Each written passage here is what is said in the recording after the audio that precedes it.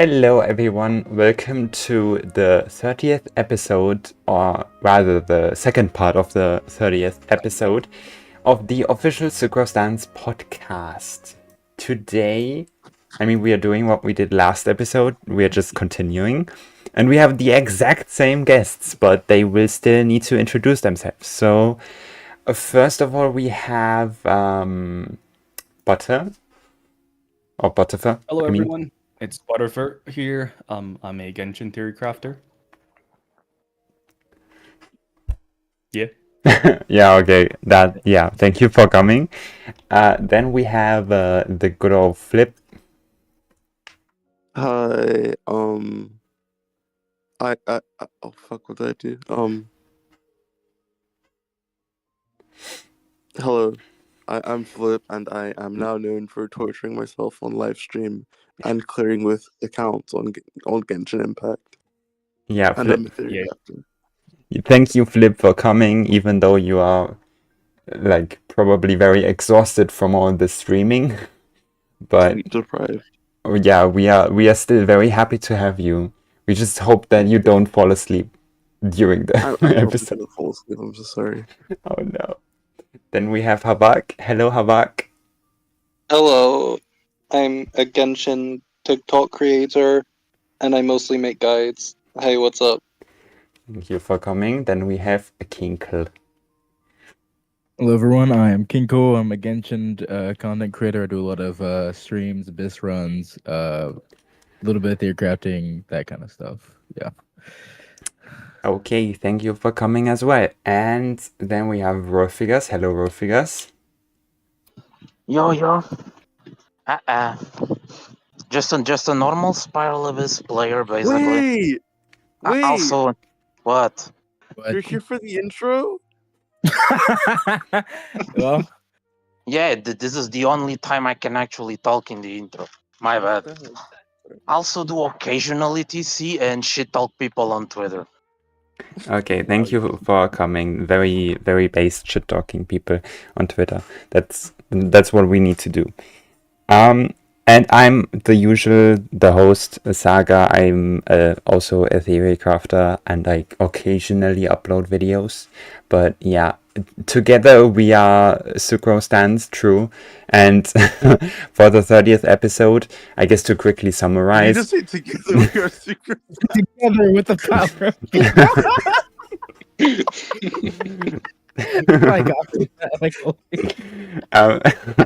Anyway, Okay. so in the last episode we looked at 70% of the cast and what their strengths and weaknesses are, I guess, and then put them into this tier list. We had to rush the last characters a bit because it was already getting very the episode was pretty long. If anyone has seen that, probably, but yeah. Anyway, so we are starting with, I guess, the assumptions. We didn't even clarify the assumptions last time. We are looking at C0 characters, or 5 stars. Unless they are standard, then you can assume higher constellations. With their signature or without their signature, taken into account, they are both of their performances at that level, and C6 4 stars and C6 minus 4 stars, basically. We also consider that C6 4 stars might be harder to get. So stuff like Clorinde, we aren't Clorinde chesting and saying that every single player we aren't saying that every single player has C6 Yansan, which it's unlikely that Clorinde players are going to have Yansan. Anyway. Okay, let's just continue. We were at Auroron. We talked about Auroron, I think. So the next character will be Hu Tao, and we have a Hu Tao profile picture in here, and I guess he can yap about Hu Tao a bit. I think she plays really well here. She is very, very strong. For a long time, she was the strongest power in the game. Nowadays, she still is quite strong with Sitlali, Sitlali, Yelan, Furina. But yeah, she's not stronger. She's not stronger than Arlecchino or Mavika. in these days, I would have put her over Lyney. But it's my personal opinion. But I feel like with Hu Tao, she could have had like some kind of resurgence with Stygian, but I feel like all the Stygians had some kind of flaw that held Hu Tao back. And maybe we can see like some perfect matchup for Hu Tao. I would like that. But yeah, her teams are yeah. Yeah, none of the current matchups really benefits her much. I've tried Hu Tao in the Stygian a bit. It's not bad, at least for the Papilia. Doing a team like Xilolen with like power trap, you can kind of make it work. You do need some cons though, but it does kind of work. It's not great though. Yeah, I guess. I mean, there is positive news about Hu Tao on Stygian Onslaught, because next Stygian has a boss that promotes double elemental damage, like 50-50 in elementals, which is Hu Tao's case with Hydra. So there could possibly be a way where Hu Tao can have more usage next Stygian. Yeah, true. That is something I'm also looking forward to. I mean, I myself play Hu Tao, or like played her a lot. I think nowadays the perception of her C1 has kind of shifted. I know people just assume C1, which is a bit flawed because people don't do that for any other character. But like, I still think that C0 Hu Tao with Fjord can be like she also deserves to be here. Like, in my opinion. I guess if anyone has something to say about C1 Hu Tao. Yeah, I mean, I've been playing Hu Tao Definitely better vertical than the other of the Liui Big Three, for sure. Yeah, like C1 definitely, for sure. I think I've been playing Hu Tao since I think her like a very, very, very long time. And I would say until when? Like until Mualani came out or something, or no, until Arlecchino came out probably.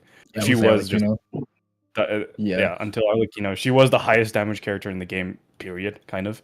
Yeah. And yeah, she's just like to this day, she's still pretty good. I would say her biggest future prospect is having a dedicated vape support of some kind, because she just applies way too much pyro to ever melt, and that's fine. So if we have a Durin, maybe I don't know, that kind of gives buffs to teams with hydro and pyro characters, like that would be very good for her and for Mualani as well. But yeah, overall I think Hu Tao pretty good.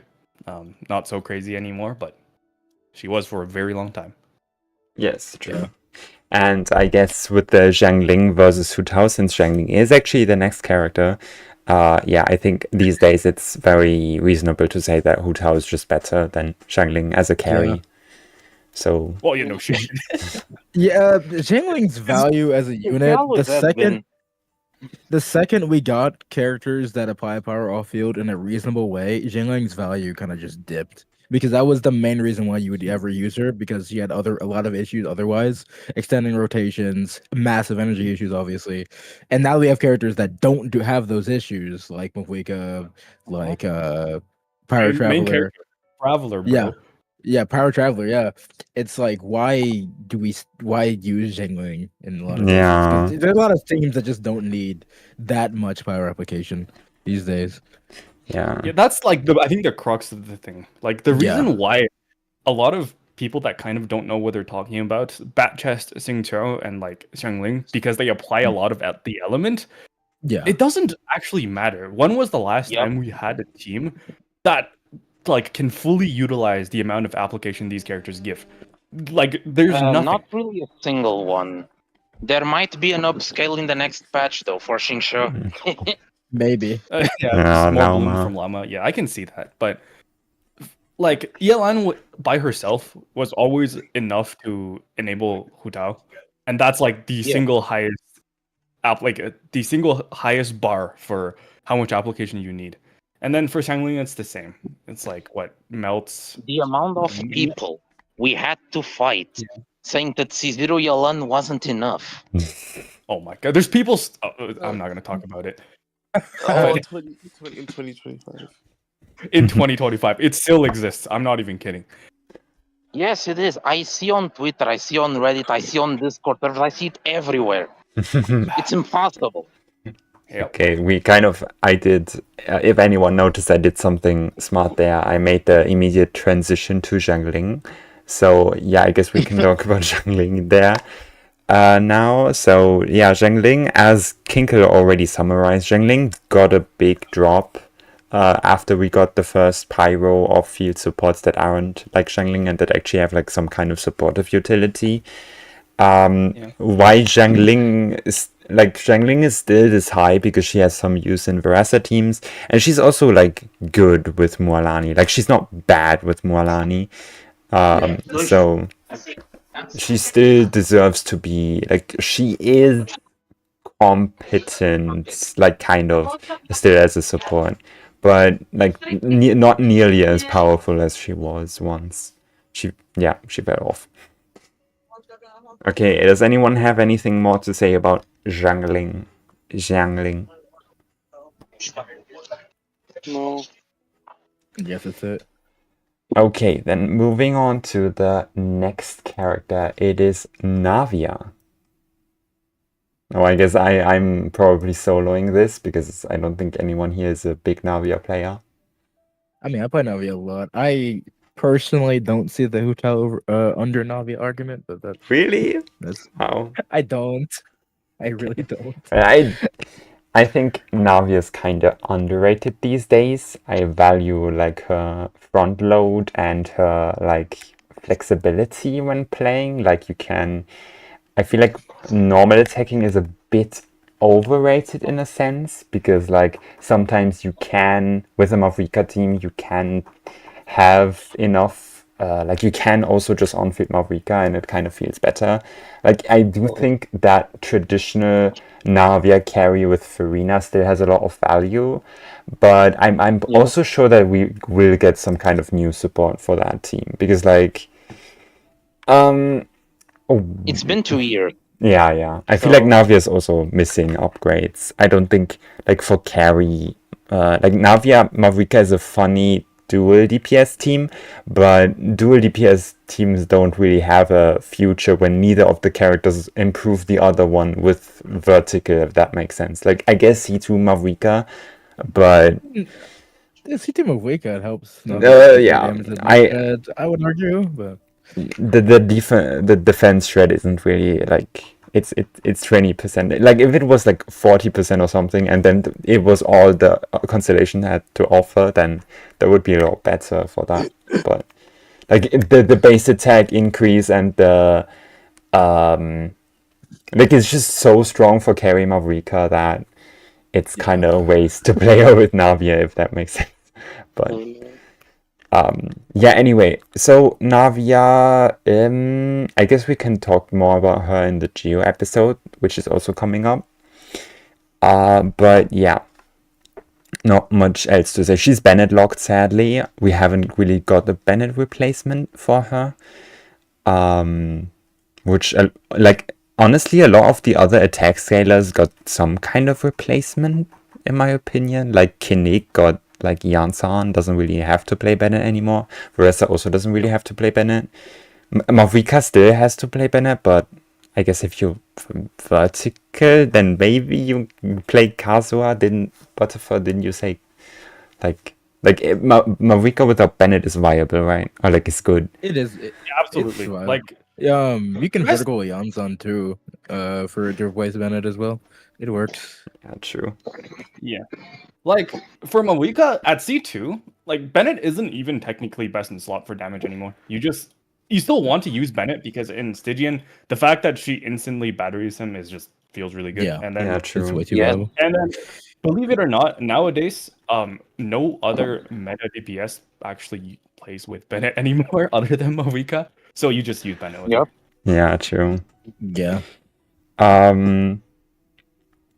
Yeah, I hope that we get some kind of Bennett replacement still for Navia so that she can get some kind of resurgence. Anyway, the next character on our list is Chaska, and I guess that's another one that heavily relies on Bennett. But I feel like that's just mainly because like there's no great way to buff Chaska other than attack buffs and like giving her the correct elements. And Bennett is both the pyro and the huge attack buff. So like Bennett is kind of perfect. Except like Sidlali, but Sidlali is like her own goat. It still provides the shred for the pyro bullets, which is like 2 out of 3 infusable. No, 3 out of 4. My bad. Yeah. Chaska. Okay, flip. I guess. Do you want to talk about Chaska because you have Chaska on your account? She. Well, I do like Jessica a lot. She's very comfy for single target because she's kind of like a single target Neuvillette in a way to where she just kind of like she's very brain dead to play and she just hovers over enemies. And so like there's very little skill demanded from you while she kind of just nukes things, which is very funny. She also does have synergy with Mavika as a sub DPS, and she can swap in Mavika to do a nuke and then do Chaska stuff, which is also fine. I also do like the fact that even though like her best teams are just melt teams, she does have a lot of diversity in what she can run. You can run her in the Scoffia stuff, Chevreuse stuff. Yeah. Even if you aren't getting the full benefits, and it still clears fine because Chaska does enough for damage at a baseline. It's really nice for like checks. Like Chaska is a check character. Like if you are against the cryo boss, you just play cryo characters. You can turn Chaska into a cryo DPS. I think DHC actually used Chaska when the cryo abyss came out because Ayaka was not the. I don't know why, but Ayaka was like worse than Chaska. I guess it's C6 R5 Chaska. That's another thing. Chaska's vertical, especially her. Fucking insane. Oh, fuck me. Especially Don't her. mention the C6 upgrade. Yeah, C1, C2, R1, all very big. C2 R1 just doubles her damage. Yeah, like Chaska goes from being like a pretty solid C0 character to being one of the strongest C6s in the game, which is fucking insane.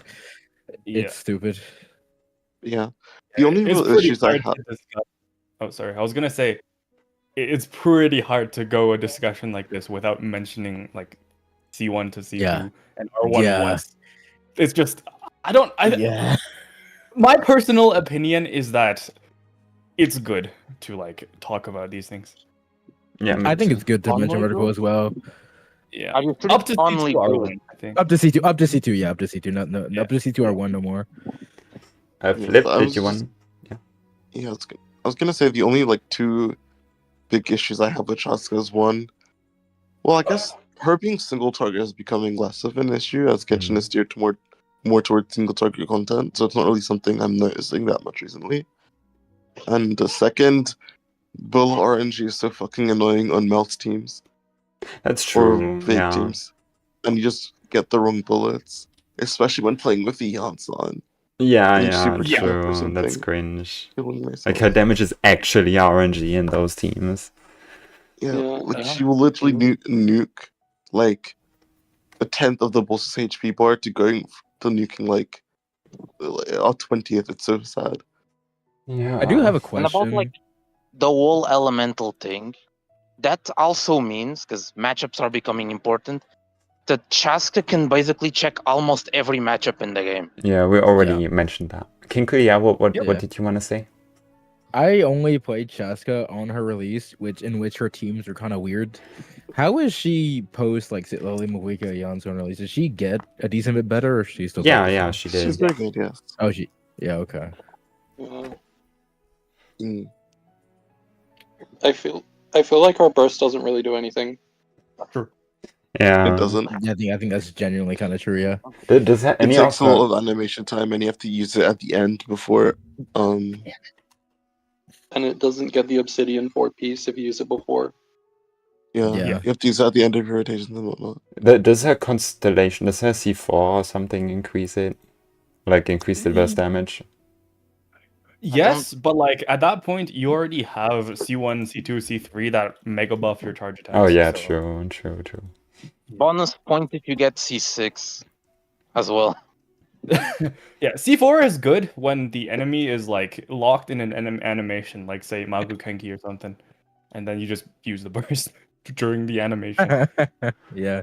True, yeah. true. Okay, I guess that's enough about Chaska. Now we actually surprisingly have Xingqiu in. I guess I feel like he's a bit high. Power It for is. this is only For the you. current state of the game, it is kind of high for Xingqiu. Honestly, I'm gonna say a take that nobody would expect me to say. No, Xingqiu not- better than Yelan? Or I what? wouldn't. I mean, like I would just. Oh, well, you go. You let her. so yeah. I mean, until this time, until like 6.0, Dendro and like Bloom teams in general have been worthless. So yeah, he's trash. So he got a little bit of a resurgence with Escoffier teams, especially with Skirk. He's the third best option for the Hydro slot if you don't have either Furina or Yelan. So he actually has a concrete use case with a really good character. And then with Lauma, at least temporarily, he actually seems okay because the blooms are not worthless anymore. They actually do something. Yeah. I I was get. gonna say Like, like the only value of Xingqiu in the current state of the game is Skirk. Right now, outside of that, there's just so not much reason. I If you used to be a discount- really big Xingqiu enjoyer too. Yeah, if you discount Lauma completely, or so like you just don't talk about Lauma yet, he is still trash. He's the worst of the, I would say the original Power 5. Original Power 5. You think he's worse than Fisher? Actually, no. Yeah, Fisher- if we don't think that if we don't think about Lauma at all, of course, like Fischl at least like does something. He kind of doesn't. Yeah. I'm not sure about that. What's your take on Xingqiu then? I just think that he's a fine replacement. Like in Yeah, I mean, like he can always kind of slot in, which I don't really see with Fisher, because like at least Xingqiu's Hydro application is fine in some teams. He does extend rotations, which is really cringe. Yes, But 21 seconds. Disgusting. you can play. Does he extend with Skirk? I don't think so. True, that doesn't. Yeah. I had good arguments for Xingqiu in the last in that one episode. I just kind of forgot them. But like his kid is I rest my case. Fine, Xingqiu is trash. the thing I really don't get about like the official slander, the official doesn't really do anything, is that like in a lot of times when you're doing teams that need electro, like overload teams, for example, if you don't have like Fisher kind of is just the only Yeah, she's the only option, but that she's the only option. So like for now at the least, she is still and she useful never. because she's the only one we have, right? Yeah, Inefa could like just Oh, off I mean, okay, Nefa bots actually Inefa. Nefa does exist now. That is true. Nefa does exist now. That is a fair point. But I don't know. Yeah. I think with Llama, Xingqiu is better than Fischl for sure. But Yeah. without Llama, Fischl's better. Because I Yeah. genuinely cannot think of a single use case for Xingqiu. Like with- outside of Skirk, there's Yeah. nothing. I mean, outside of Skirk, specifically when you don't have either Furina or Yelan. Yeah. yeah, then Yeah. Oh. Actually,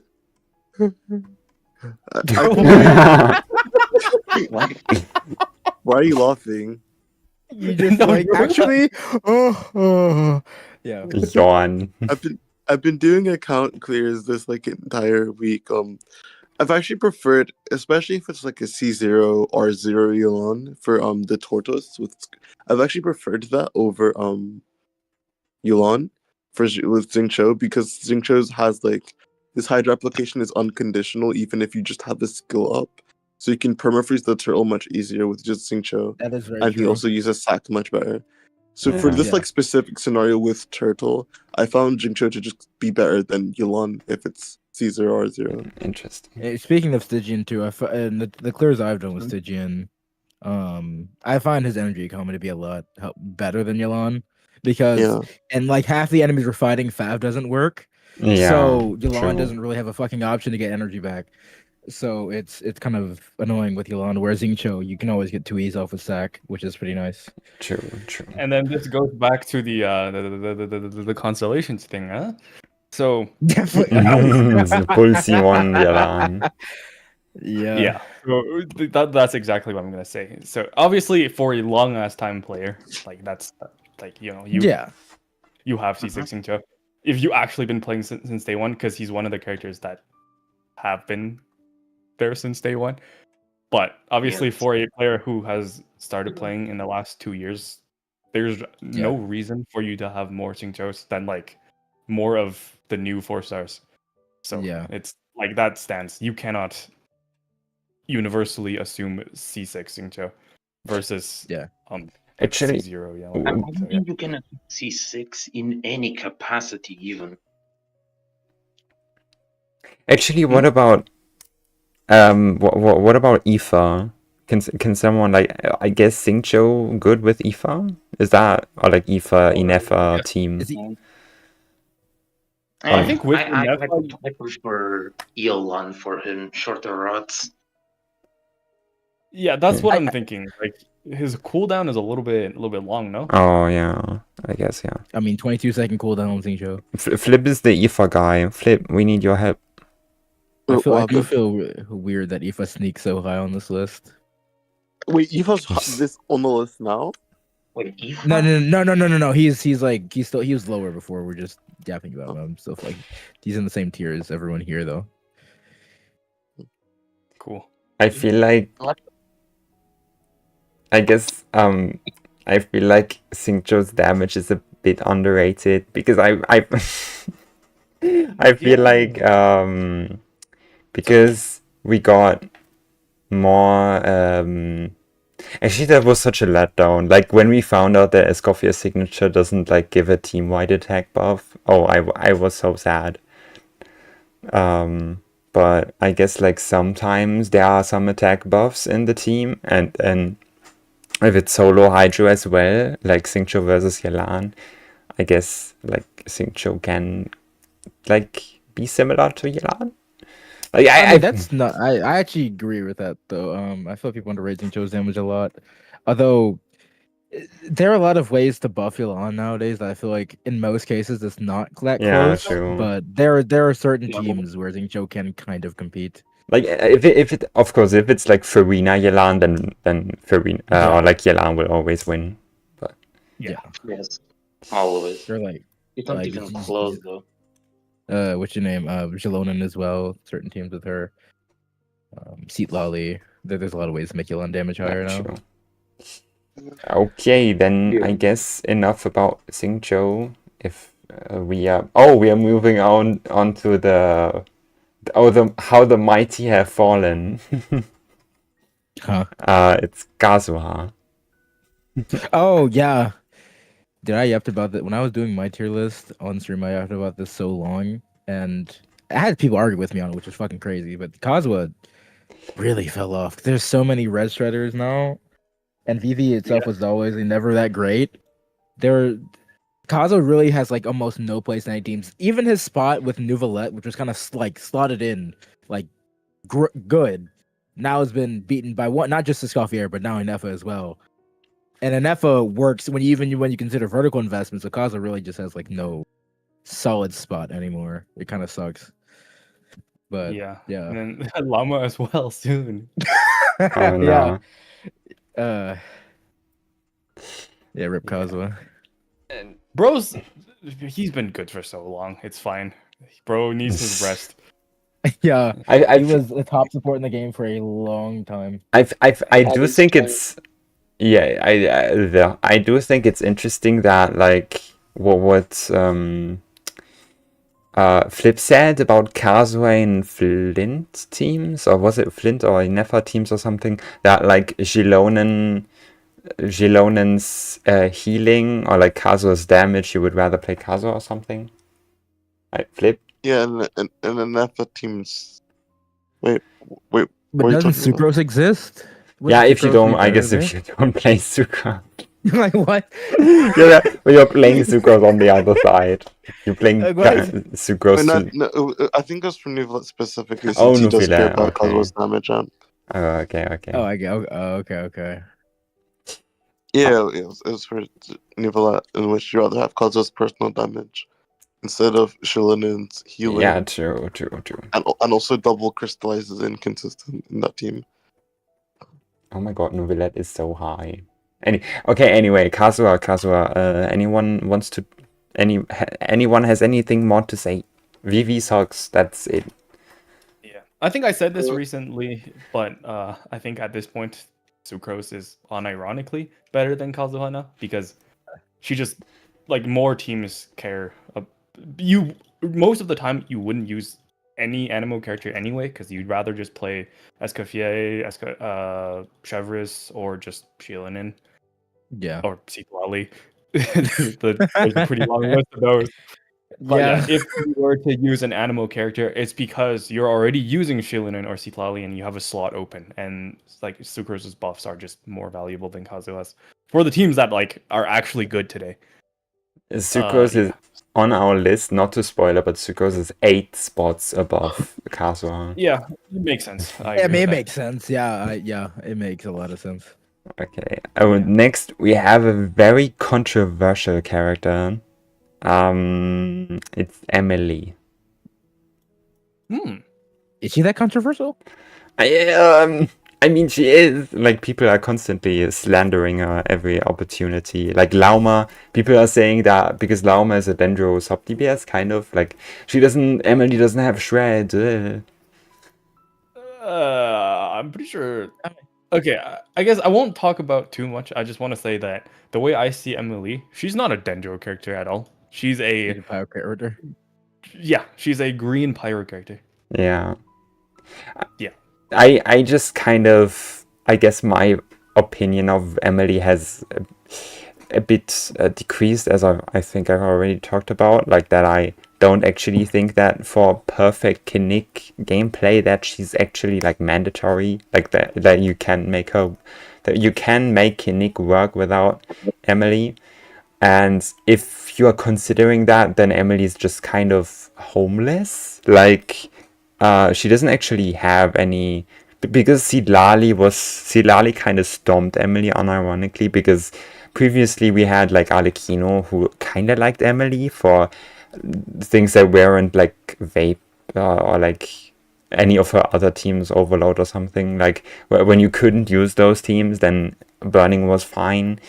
But now Melt is so far, well, I guess, like, actually Inefa isn't Inefa like Arlecchino's best team now or something? I forgot. I don't keep up with Arlecchino. Wait, actually, it's true. Flip said that. I don't know. I didn't say that. She Sorry. Okay, I thought it would be better after Inefa got an artifact set, but they like just made it so that Okay. Yeah. So yeah, it's still like slightly worse than Melt sheet wise. Oh no. We can't agenda yet. It's Is that fine. like double hydro with Inefa and Arlecchino? Like, what's the team? It's just Bennett, Yelan, and Inefa. Oh, Wait, what about Oh, Aino? What about Aino instead of Yelan? I don't know if Aino has the application for it. With C2? Yes, I think Like, Oh, doesn't according C2? to the video that Wamfi sent on Twitter, I think she does. Oh, then maybe. Yeah. That would be So really cool. I think she would be better than, because Arlecchino can use the set that is better than her set, and you can get 120 EM from Aino on the other set. And I mean, even if, like, we have discovered the technique of slowing attacks down, like, if we don't have enough hydro, we slow down. Like, that's what Citlali taught us. True and real. And 3-weight Arlecchino. yes. And we wait. Okay. I guess there's not much else to say about Emilie. I feel like Emilie, the thing I always like preached about a future pyro carry, like that's burning reliant, that can work well with Emilie. But the problem is that C2 Emilie doesn't shred pyro for some reason. It only shreds Dendro, which I think is really stupid. But yeah, I do think that she would still be best in slot probably, unless we get a Dendro character that buffs. Then she would be, yeah, depending on the character, it might be better to run a buffing character. And I guess that's the biggest problem, like that sub DPS damage can like fall off if they really don't have anything to support. They fall off as much as the carries, because it's just damage that they provide, and damage obviously gets higher because of power creep, and then supports don't really get that much. Like if we compare Kazuha's buffs to Xilonen's buffs, it's not like they are basically very the same, but like it's just quality of life usually. And okay, I guess newest, actually no, Chevy still buffs more than Escoffier, right? Unless you have C1 R1, but yeah. Sorry, I got on a tangent. Yes, but C6 for C0, she buffs more. Yeah. So yeah, that was what I was going to say. I guess we can talk about, like, we can adjust the placements, like if anyone has good arguments to make. But let's talk about Ayaka next. The very spicy character, not gonna lie, because of Escoffier buffing her so much. Who wants to talk about Ayaka? I think I can. I've mostly been a dedicated Skirk guy, but I've played an entire patch of Ayaka before Skirk came out. Yeah, like there's no way around it. She is very strong. Like Escoffier just made her. She solved two of her biggest issues. Three of her biggest issues. Just team DPS damage. Like she is I think I don't know exactly the numbers, but a gigantic. I think was it 40 or 50% DPS increase. It's massive. I think it's massive. It's ridiculous. And then with Shenhe as well. Like Shenhe works so well with Ayaka because you can swap and do 2 E's per rotation. And boom, Escoffier gets 2 Shenhe E's per rotation. That's 10 quills. It's pretty damn good. Yeah. So yeah, Ayaka just went from kind of struggling for damage to like actually being one of the strongest characters in the game in terms of damage output. And then also content have evolved to favor her more because there's more single target. People say back in the day Ayaka is an AoE DPS. No, the fuck she's not. She is a single target boss killer. That's where her burst never misses. So that's good. And when you are against the kind of AoE multi-wave stuff, having like a good portion of your team DPS being just autonomous, like guaranteed off-field damage from Furina and Escoffier is just really good. If you whiff your burst, it's fine. You're chilling. It's not that bad. So I would say she got immediately power crept by Skirk to oblivion, but despite all that, she's still at least a top 10, maybe top 7 top 10 DPS in the game. Yeah. I honestly have the take, and I got so much flame for this. I really feel like Ayaka is better than Arlecchino in the current state of the game, in their best teams. Yes. Yeah, I think so. Which surprisingly she's slower. She's quite a bit lower than Arlecchino, I feel like, anyways, unless we move the characters up or not. But having played Ayaka since like 2.6 or whatever, so a long time, having had her old premium team for a long while and clearing almost every abyss with it, it is damn near night and day, or actually just straight up night and day between her current team and her old team. Yeah, that's true.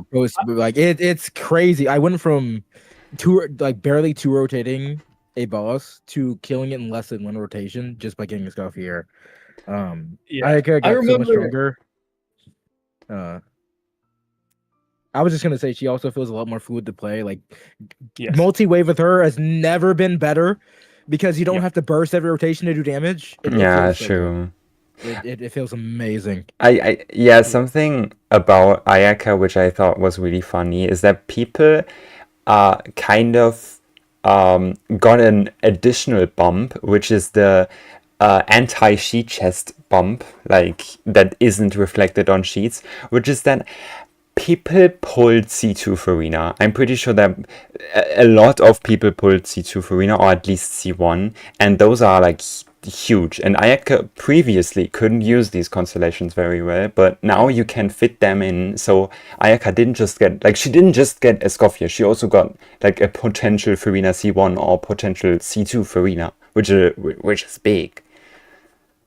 And then, obviously, not to mention Escoffier C1, which is kind of disgusting.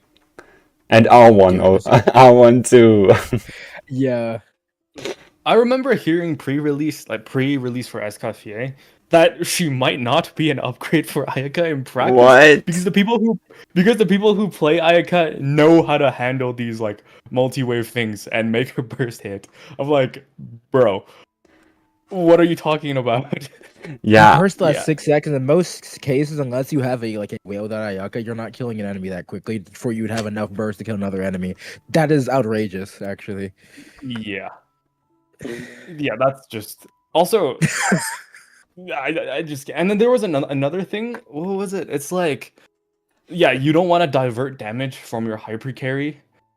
You'd rather have her do all the damage and not like have your single target sub DPSs do the damage. I'm like, you do know that with Escoffier, Ayaka's personal damage increases as well, right? Yeah, it's not worse than like it's not a Neuvillette type situation. Ayaka is also getting massive buffs. Yeah. I compared like Xialonen's like buff/debuffs versus Escoffier, and it's literally Ayaka loses nothing, but just gains Escoffier's sub DPS damage. Like it's a net positive. Yeah, she does not lose personal damage. Yeah. Anyway, like, that's pretty obvious, but it's just an argument. Not an argument. It's something I saw for Escoffier pre-release. Okay, pretty funny that Kinkle already mentioned her, the character that is supposedly, according to multiple sources, has been outdone by a 2.0 unit, Arlecchino. Oh no. Yeah, I really feel like Arlecchino's worse than Ayaka. I'm just not gonna say anything regarding this at all because I don't think the YouTube chat will like the words that will come out of my mouth. So you guys can take care of it. Flub's been spouting so much Arlecchino hate on Twitter, I think. Overrated DPS of all time. Honestly, I really agree. Second most overrated DPS of all time. Actually, yeah, second, yeah. The more I've used Arlecchino on my Freedom account versus main has C2 with C2 Xilonen, she feels great there. But on my free-to-play account with the worst support, she really never felt that. Like the moment I got C5 Yoimiya, she felt stronger. Yoimiya felt stronger, which is crazy to say. Oh wow! Yo, I don't know about that. I didn't listen. I get it, and after getting C6 and getting C2 Xilonen, Yoimiya clears faster, but that's C6 Yoimiya. Okay. It's the moment I get C1 Arlecchino. I think the moment I get C1 Arlecchino, it's worse. But hey, I think that's where all the hype came from, which people just misunderstood and projected it onto C0, R0, Arlecchino. The Jamie video, Jamie hyped up Arlecchino like crazy. But like if you look at the initial Jamie review, like 50% of the video was just like vertical, like with C1 or even C2, and like wow, crazy clears, she clears so fast, and like that's vertical. But like her vertical is still like with her vertical she's definitely pretty high still because her C1 is disgusting. Her C2 is very strong. Just the way it works, like if you can melt it, then it's like it's a very big hit. C2 got a buff after a pretty nice buff after Xilonen released. Yeah. I guess Arlecchino's kind of more flexible regarding teammates, or like she's a lot more flexible. I would say that's the biggest argument I got for saying Ayaka over Arlecchino was that Ayaka needs a specific support to be better, whereas Arlecchino just is how she is with her teams. Yeah. Which is kind of fair. Like if you don't have Skyfire for Ayaka, you just don't play Ayaka these days. But whereas Arlecchino has Overload, she has Melt, she has I don't like her vape teams, but she has vape teams. Okay, to to be fair, that part also got batch tested by a certain Sejev, because he said that Arlecchino without Bennett was better than Clorinde. That was That's absurd. That was certainly a take. I don't think that- Well, okay. Anything more to say about Arlecchino? I think one thing that always pissed me off was Arlecchino's like AoE and auto targeting. Like I just don't like how it. Oh, you're talking about like how it works. Yeah, how it works, and like I don't like her AoE. I just I would rather play someone else if it's like AoE. But like Arlecchino is like I see Arlecchino not much. I see it the same way as I see Chaska basically. I don't like her AoE. But like I don't mind her AoE. I mean, in the scenarios we get in Abyss quite often, which is where you have like like 3 enemies come up before Yeah, the boss, true. stuff like that. It feels pretty nice just to be able to get basically all 3 enemies as long as they don't move away from each other or get staggered away from each other. Which does tend to happen sometimes in Overload, but the other thing is the like tracking, like that she zooms to one enemy. It's just clunky in my opinion. Mm. kind of like that. You do? Or, okay. Yeah. Maybe I'm weird. No, that I don't have much that's of an issue okay. with it, but maybe I'm the weird one. Who knows? I guess regarding her signature, I always feel like people underestimated how much Arlecchino needs her signature. I feel like Is it that bad? yeah, I feel like Primordial Jade Winged Spear is like scam. Like I don't believe in a Primordial Jade Spear Arlecchino, if I'm being honest. I guess if you have Fjord, then Fjord with Silali, and then I guess that's really good. To be honest, I've always found it kind of. I was just gonna say I've always found it kind of weird how people say Jade Spear is her second best in slot. Or at least that was said when she released. When Scarlet Sands exists, and I feel like it's really really good. Yes, I don't know. Yeah, I was gonna say it's that. so much I think I better. mentioned this. I think I mentioned this once before. But if you have C2 Citlali, or I'm not sure how low the investment like kind of point is for it to be better, but at C6 R5 with like Scarlet Sands is straight up like 20. True. It's busted, dude. It's straight up like 20% better than her Sig at R5, which is really funny. Yeah, I feel like it's because they didn't actually intend her to be like a melt carry. I feel like none of the parts point towards melt, and considering Chevy was recently released, I think she was supposed to be an overload carry. But yeah. Melt Silali was just too Silali. To the people that do want to bat chest Arlecchino, if you begin the fight with full Bond of Life on R5 true. specifically begin with full Bond of Life on R5 Scarlet Sands, she is stronger than C6 Mavika over one rotation. Oh, Oh really? I have not heard that. Interesting. Oh really? Yes. I did not know that. Well, it's not something that like matters because you're starting on full Bond of Life, it's a very specific scenario. Yeah. but it is a thing. It is true. That's kind of funny, yeah.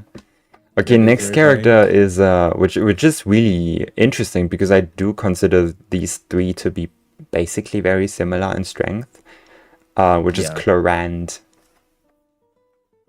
Mm. Or, She has so many teams. That's one good thing I'll say about it. She has a lot of teams. Yeah. Yeah. Did she get any bit better with Inefa?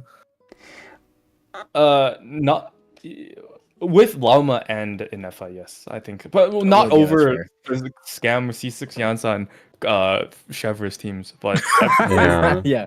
but if you're looking at, I think C2 Yansan, Yelan, Inefa, Lauma is her best team, I believe. Interesting. Oh, okay. Yeah, I'm to this day I'm still vouching for Sarah Clorinde. I even if Jansan at C6 better blah blah blah. But like I'm the Clorinde main. I made a Clorinde guide. I have Clorinde C6. I think this place is very justified. I think that she's kind of like not really the greatest and not really the worst. She's always good. Like she's very the best way to describe Clorinde is just a really good second side, in my opinion. Like she always has some kind of team going that can make her into a comfortable second side, just because of the way Clorinde, like the way Electro is as an element. But yeah, her best team is Chevy by far, and which is interesting because Chevy Not team. by far anymore.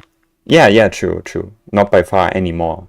And interestingly, Chevy or like Clorinde anti-synergizes with the whole Chevy concept because Chevy and Pyro units generally want to give you as much attack as possible, but Clorinde has a cap on her damage, which is 3k, which I think a lot of people don't realize, which is the main reason why you don't play her with Bennett.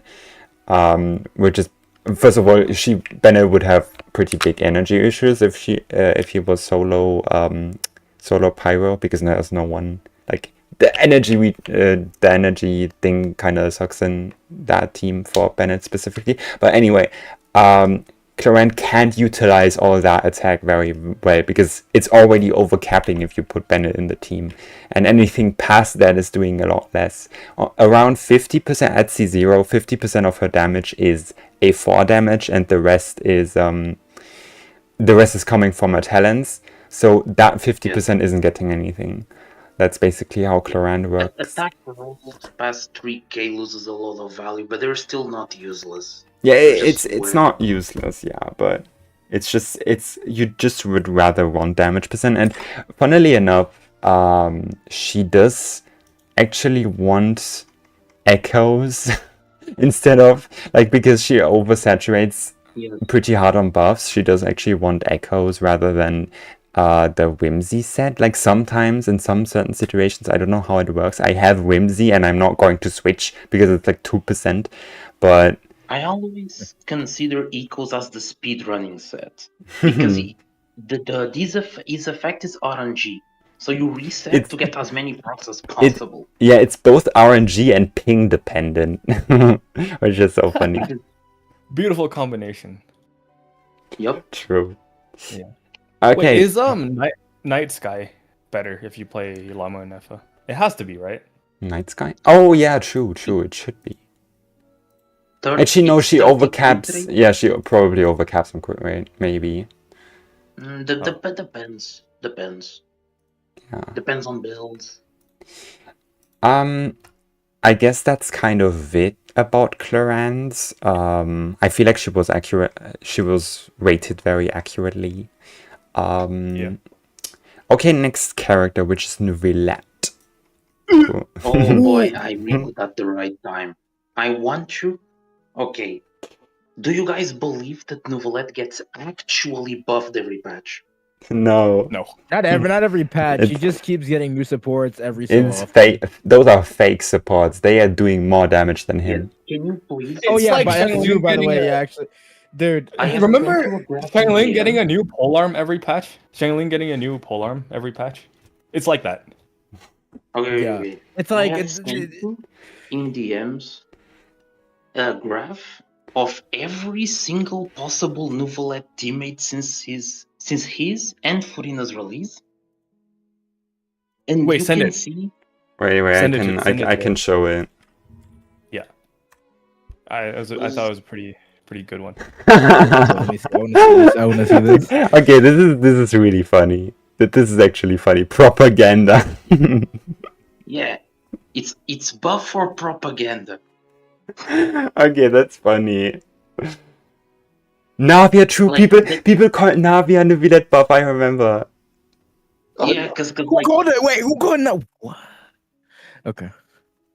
I think it yeah, because pre-released. people were like, okay, since Navi has that wool quick swappy thing and can slot in 2 Hydro units, which is Neuvillette Furina core, so she has her passive max, that they were like, what if? What if? Okay, I will say, if I'm being honest, I think the Inefa one is kind of propaganda. Like I'm sorry, but like actually- most people just have C1R1 Neuvillette, and at that point you kind of do want to invest into him as a hyper carry. Yeah, it depends No, on here's investment. here's the thing Depends on the about T0 that. baseline, by the way.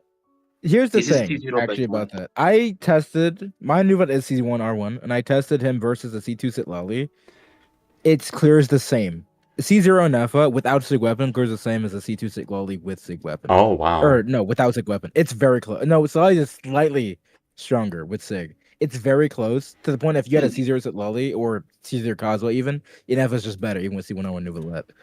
But the thing is, Neuvillette's not really doing the damage. It's fucking Yeah, Nefa. yeah. So The- yeah, like, that's the funny part. So Neuvillette being a hyper carry is like the biggest fraud thing ever. But the fun thing about that too is in order Huh? to keep the bread uptime, because you need Yeah. to trigger freeze or melt yeah. to do that. In which only really became more possible with the Scoffier, but the Scoffier is like the biggest propaganda of Nuv buffs I know. Yeah, no, it's Jeffrey is Like, propaganda. It's not fair. She The moment you can get be you better, vertical but invest. only in very specific situations where cryo is being shielded. Yeah. The funny thing about Neuvillette is that he's always been hailed as a hyper carry in like in this hyper carry team, right? But Furina's like 30% of that damage, isn't she? After I Yes. counted for the first, she's a big chunk, like big chunk. So I'm like, was he ever Sure. really a hyper carry? It's just a weird argument to me now. Like I never couched Furina before in a Neuvillette team before until recently, and I was like, man, what the fuck? Why do we call this guy hyper carry? Until like a Scoffier came out, Neuvillette was like 60 to 70% more often than not. Yeah. True. Yeah, I mean, I kind of. Oh yeah. Until Like like a Mavika- Scoffier, and nowadays in EFA, where is at 50%.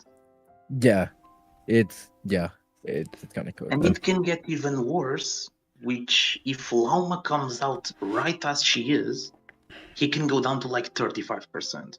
Oh no. Yeah. Also, if you pull Furina cons with Sig Weapon on Furina, she gets a lot stronger too. True. Yeah. Yeah, I take my carry thing back. I guess it's more so that you want to buff Furina and Neuvillette as like a duo. If you have C2R1 Oh, yeah. and C2 Yeah, or like C1R1 Neuvillette, and then at that point maybe Inefa.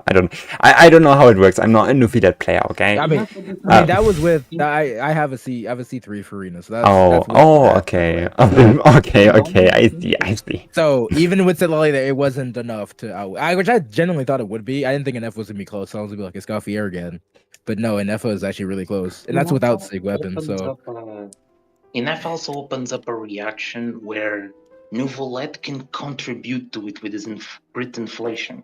That's Yeah. true. Yeah. Okay. Yeah. I have one thing to comment regarding Sitlali. I feel like Sitlali was still kind of above because like you have to play Xilonen on Petra, which I get. Like it's a bit cringe, but like you are free from Kazuha and like you. I like the shield. Okay. And I would I also know. say, I can like, understand that, if you but, like, vertical invest, needing to boast on Sitlali on a team that isn't meld is very fucking shitty. oh, I mean, That's I don't know. I mean, there are a lot of hydro carries like Yelan. I mean, Neuvillette kind of, but there's teams with hydros as the Kokomi, even though the Kokomi is kind of meh, where you could use Sitlali in those teams with like a Scoffier, and it works great So like, or fine sometimes. so Yeah, like I mean, it's like- bladed the needing C6 to not be propaganda because at C6 you press skill and you don't need to burst. Yeah, I mean, I And think you also get like 60 damage percent, which is 1.5 times of a scroll set. yeah.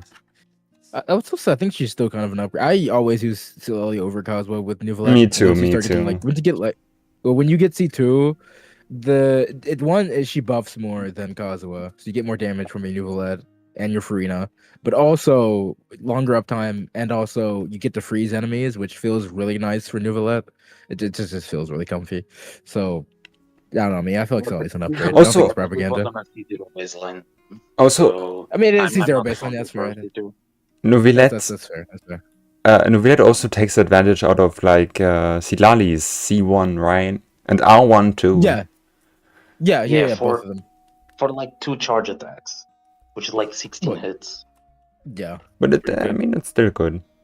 It's but- you get Yeah. good damage out of it. But Butterfer, you made your flabbergasted. You have a specific noise that you make when you're flabbergasted. It's pretty Really? funny. Yeah, you make like a sound. It sounds so funny. Like, did you want to add anything? No, I was just gonna say, like the problem with Xiangling, like using Xiangling in different teams, is that because of Stygian Onslaught, you need 3 good teams. True, Um, true. There is no yeah, universe. yeah. Yeah, well, there is no universe where Xiangling is better used with a Hydro character than with a Pyro character. Indeed, Well, yeah. yeah. Well, yeah, obviously, yeah. That's fair. Yeah, That's fair. so I'm also thinking So about you- this because besides Yeah. this current Stygian, there's not many scenarios where you're using Neuvillette. It's outside of Abyss, to be fair, but that's also true. Oh, With all of that in mind, the only realistic buffs 101 is Kachina in 5.0, Xilonen in 5.0. No, Xilonen in 5.1, Kachina 5.0. You could say Mavika Xilonen for 5.3, and then Inefa. speaking of Escoffier Inefa, just opened an archetype, Wait. which allows him to do cryo checks very easily. yeah. yeah, true. Okay, Wait, we really keeping all those characters in A? A lot of characters. I mean, we can do the split later. We are officially in like 4.1, like in terms of rating. I don't know. Maybe Neuvillette, or like I don't know. Wait. Okay, we can do it like this. I Okay. also remember the Skirk as like, burst Skirk for Neuvillette sub DPS, and I'm like, if you Yeah. remove Neuvillette's weapon, put him on TTDS, Yep. and then you make Skirk on field, it's better. Yeah, Like, just- true. Yep. The Skirk Significantly. team, dude. The Skirk Neuvillette team is. I mean, I tried it and it feels so dog. It the moment you stop doing stuff on Skirk, you're just hitting someone Wait, with so like it- a wet piece of paper. Switch into nerve and there's no damage. It's just 0 damage. It sucks. It's such propaganda. Whoever said who was the one who promoted it? Was it Zajev?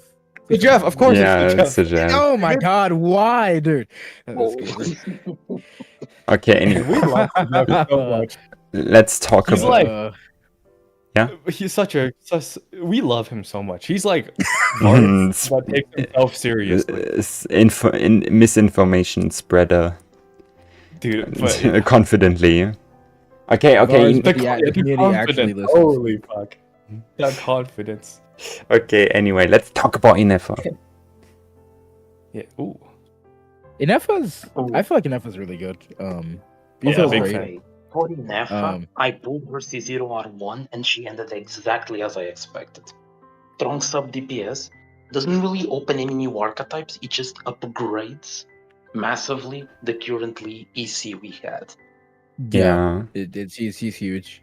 I honestly was. I thought she was gonna be a lot worse than she was. I don't know. I just had a really bad opinion of Inefa, maybe because I didn't like her design at all, and I still kind of Oh. don't. But Yeah, I pulled her by accident, and she feels great. Mhm. Makes a Neuvillette feel actually pretty great to play now. Yeah. Oddly enough. I think one part of her kit that isn't really like we don't see it too much right now is that she does buff the base Yeah. damage Yeah, I was. for lunar charge. Oh, true. Yeah, True so- that too. I was going so to. she has an no, go on. she has an EM buff. She has a base damage buff for lunar charge, and we haven't seen the full potential of those yet. We know as soon as like next patch hits, like wow, Inefa, this character is very Yeah. very good. She is literally Escoffier but Electro. I'm also Yeah. just scared because, like, okay, I'm kind of happy that she actually didn't get her own set, kind of. Like, I feel like if she actually got her own set, like, she would kind of be too strong compared to our, like, current characters. Like, in terms of how much she provides. Like, she can't be, like, if we compare it to Escoffier, like, her buffing level is, like the 14% lunar charge damage is actually very good because it's like it's additive with the, or like it doesn't add with anything but Flynn's own thing. And then also the Yam buff is pretty good. So like she's not that much worse than Escoffier in terms of buffing, in my opinion. Actually, she's with the healing considered, yeah. But anyway, and she does so much damage. Like, and the damage is entirely AoE. It's so much damage, and it's entirely AoE, basically. Like every enemy that's on the field is basically easy just getting that damage, right? Yes. To my surprise, out of all the comps I have played, gonna mention all of them. Neuvillette happened to be the best, of course, not even What? Because the other Electros don't really perform much in EC, they rather overload a lot more, like Vereza, Clorinde. Yeah. If I'm being honest, Raiden sometimes. I kinda Depends. expect like C6 Aoife to be like maybe as good as Neuvillette. I don't know. I don't. What? Like C0 That's R0 really maybe. I don't know. I feel like I don't know, Aoife's kind of actually no. Neuvillette is like. Is it like? It's 20k DPS difference between the both. Okay. Aoife's thing, like as a DPS, the best one is Neuv, but as a driver, Aoife's the best one because they shaped this kit and they added 30 up to 30 or more maybe 30 lunar EC damage percent, which is a lot for Inefa. Yeah, actually, shouldn't like Aino like Aoife can take advantage out of Aino and Neuvillette can't, right? Like Neuvillette would rather just run Furina still, right? So like the maybe okay, you see the vision, you see the vision, like Aoife, Aino, Inefa, something. If her C6 was Temoid, I could see it, but since it's not, I don't think so. I think we It's meme not on Temoid. Neuvillette for doing no damage, but like he still does some damage. Like, he's still like a solid DPS. Like he's overrated, but he's still a solid DPS.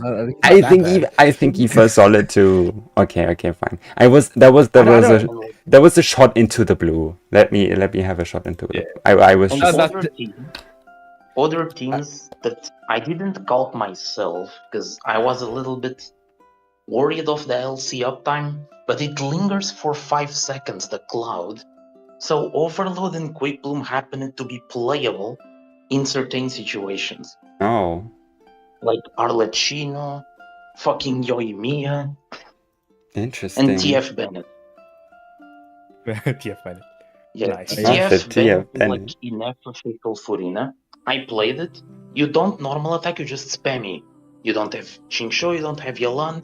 So C6 is not gonna ruin the combo. You just spammy. You also have a shield, you can just stand still. You just spammy, basically. And it performs about as I expected. Good. For Bennett carry standards. Nice. Okay. Well, then the next character is going to be the Melt, the King of Melt, the King of F2P, the King of R5, Fruitful Hook, Cost Chest, Billy, Speedrun, 30 seconds, with C2R1 Silali. Is it that boy? Is it that boy? He's actually higher than Neuvillette and Clorinde and Arlecchino. I mean, It's kind of peak. I feel like he should be higher than Neuvillette. Me too. Gunning is I don't know. disgusting. It's kind of rough with Gum. To have issues with Gumming after like playing him, I don't know. He feels very clunky to me. Like very clunky. I don't know. But From what I've maybe seen, C6, he is a little bit higher than Arlecchino Melt. So I don't think Gumming is just a little bit like a fine bit, in my opinion. Or like from my testing. it is higher, but like it's not ridiculously higher. And again, I'm beating a dead horse at this point. Yeah, you know what I'm gonna say. So yeah, I don't think it makes sense to put him above. Yeah, Gunning. I actually don't think he If should be you- above Nefa though. I really don't think he should be above Nefa. That's Well, I think they are on the same spot. No, actually, The he Gunning is higher. really Wait, scary. who? Like, Wait, if both of you are against it, who pushed him this high? Because I had like I didn't have Let the me check highest what I- rating. Can you check my gaming rating? I don't remember what I gave him. Or Where actually, did I put? I Yeah, have what did I a. put too. I I think have I a- actually rated these. I rated Gaming up to this. I think I rated like down to like Emilie. So I think I may have. Did I rate Gaming higher? I don't. Fearless chest. Actually. Okay. Because this What was rank like did I give him? when I did my tier list, it was before I got a serious with NFA testing, so I had a very surface level idea of NFA. Now I would definitely put NFA over Gaming, like for sure. I think I might I put might be the 4.8. reasons. I think I put Gaming a bit high. Bro, put Gaming like Lolly level or some shit. No, not that high. Not that high. What did I Okay. give Gaming? What did I give I put Gaming 4.8. again? I forgot. I gave them a 4.2. Fair. 4.0 for me. 4.1. I think I probably did 4.1, or maybe I did 3.9. I don't remember. I don't remember Yeah, what I did but for like Gaming. Gaming is a really disgusting carry. He does get a little bit handicapped in Stygian Onslaught due to the zero energy start, but he Yeah. Yeah, a still little bit. performs so well. He is strong. I do play him. He feels. Oh, he's not as strong as my C2 Arlecchino, but like that's to be expected. Yes. Yeah, that's true for me as well. Yeah. He's just like quite strong. He works well with like Xianyun, Citlali. Okay. Or you technically don't even need Xianyun. Yeah, if yeah, you're that's playing- what I was going to say. Yeah, but that's for like AoE stuff. For single target, Xianyun is still by far the best. Yeah, he's just good. He's kind of a little bit clunky, but you can get used to it. I think he's clunkier than. One of his. Wait, one then I of just Mualani. realized his something. problem- Wait, someone Eh? pointed out. Wait, where's Lyney? Lyney? Lyney, wait. Have we not rated Didn't Lyney we yet? talk about him? Oh no. I think we did. Wait, Lyney is this fucking high? Oh no, he's Is he he's high? next to Mona. Oh, okay. Oh, Did we Oh, not you're talk? right. Did we talk about Lyney or did we not talk about Lyney? I think we we skipped did him. last time. Or did Oh, we? no. I don't remember. Oh no, I feel like he's way too low. I don't know if he should be. Well, I Maybe think a- Lyney above. is also like disgusting damage with Ganyu gameplay, pretty much. Wait, why the fuck is Nahida this high again? I don't know. yeah, I didn't. don't know how I Nita- didn't don't know do how- that. We talked about it. We don't know how Alina creeped up that fucking high. But Oh, hell nah. 2.5 at best. Yeah, I would have put Lyney right below Navia and above Xiangling, but I guess that's a I hot would've take. put, it is a hot take. I would have put her Lyney before Citlali would have definitely been above Hutao, but after the fact that he can't really take much advantage of Citlali. Okay, C0. Actually, C0 Seed Lali doesn't do anything for Hutao. Like it's you would rather just run Xilonen. Like if you Is run, that true? yes, Makes Yeah. sense. Yes. Maybe I'm too Yep. C2 Citlali pilled then. yes. Yeah, like C1, C1, C2 are really fucking good for Huta. Well, they're really Yeah. good for everyone, but Well, yeah. And technically, if you have if you hate yourself, you can play Lyney Sidlali. And like Yeah, if you hate you yourself. you can aim the You can ground and make it's it really work, but it is it's really so hard. dog. It's not Yeah, dog. It's just really difficult. Well, it's more like it doesn't feel great. In my opinion, it doesn't feel great to play.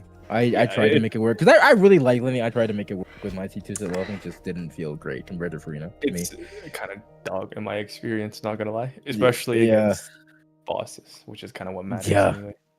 Yeah. I mean, you don't like you shoot at the ground, which is funny. Like, it feels so wrong. Like, why are you shooting at the ground? Go It's shoot like your enemy. It's the Ganyu but- Lila tech. Does anyone know about the Ganyu Lila tech from back in my day?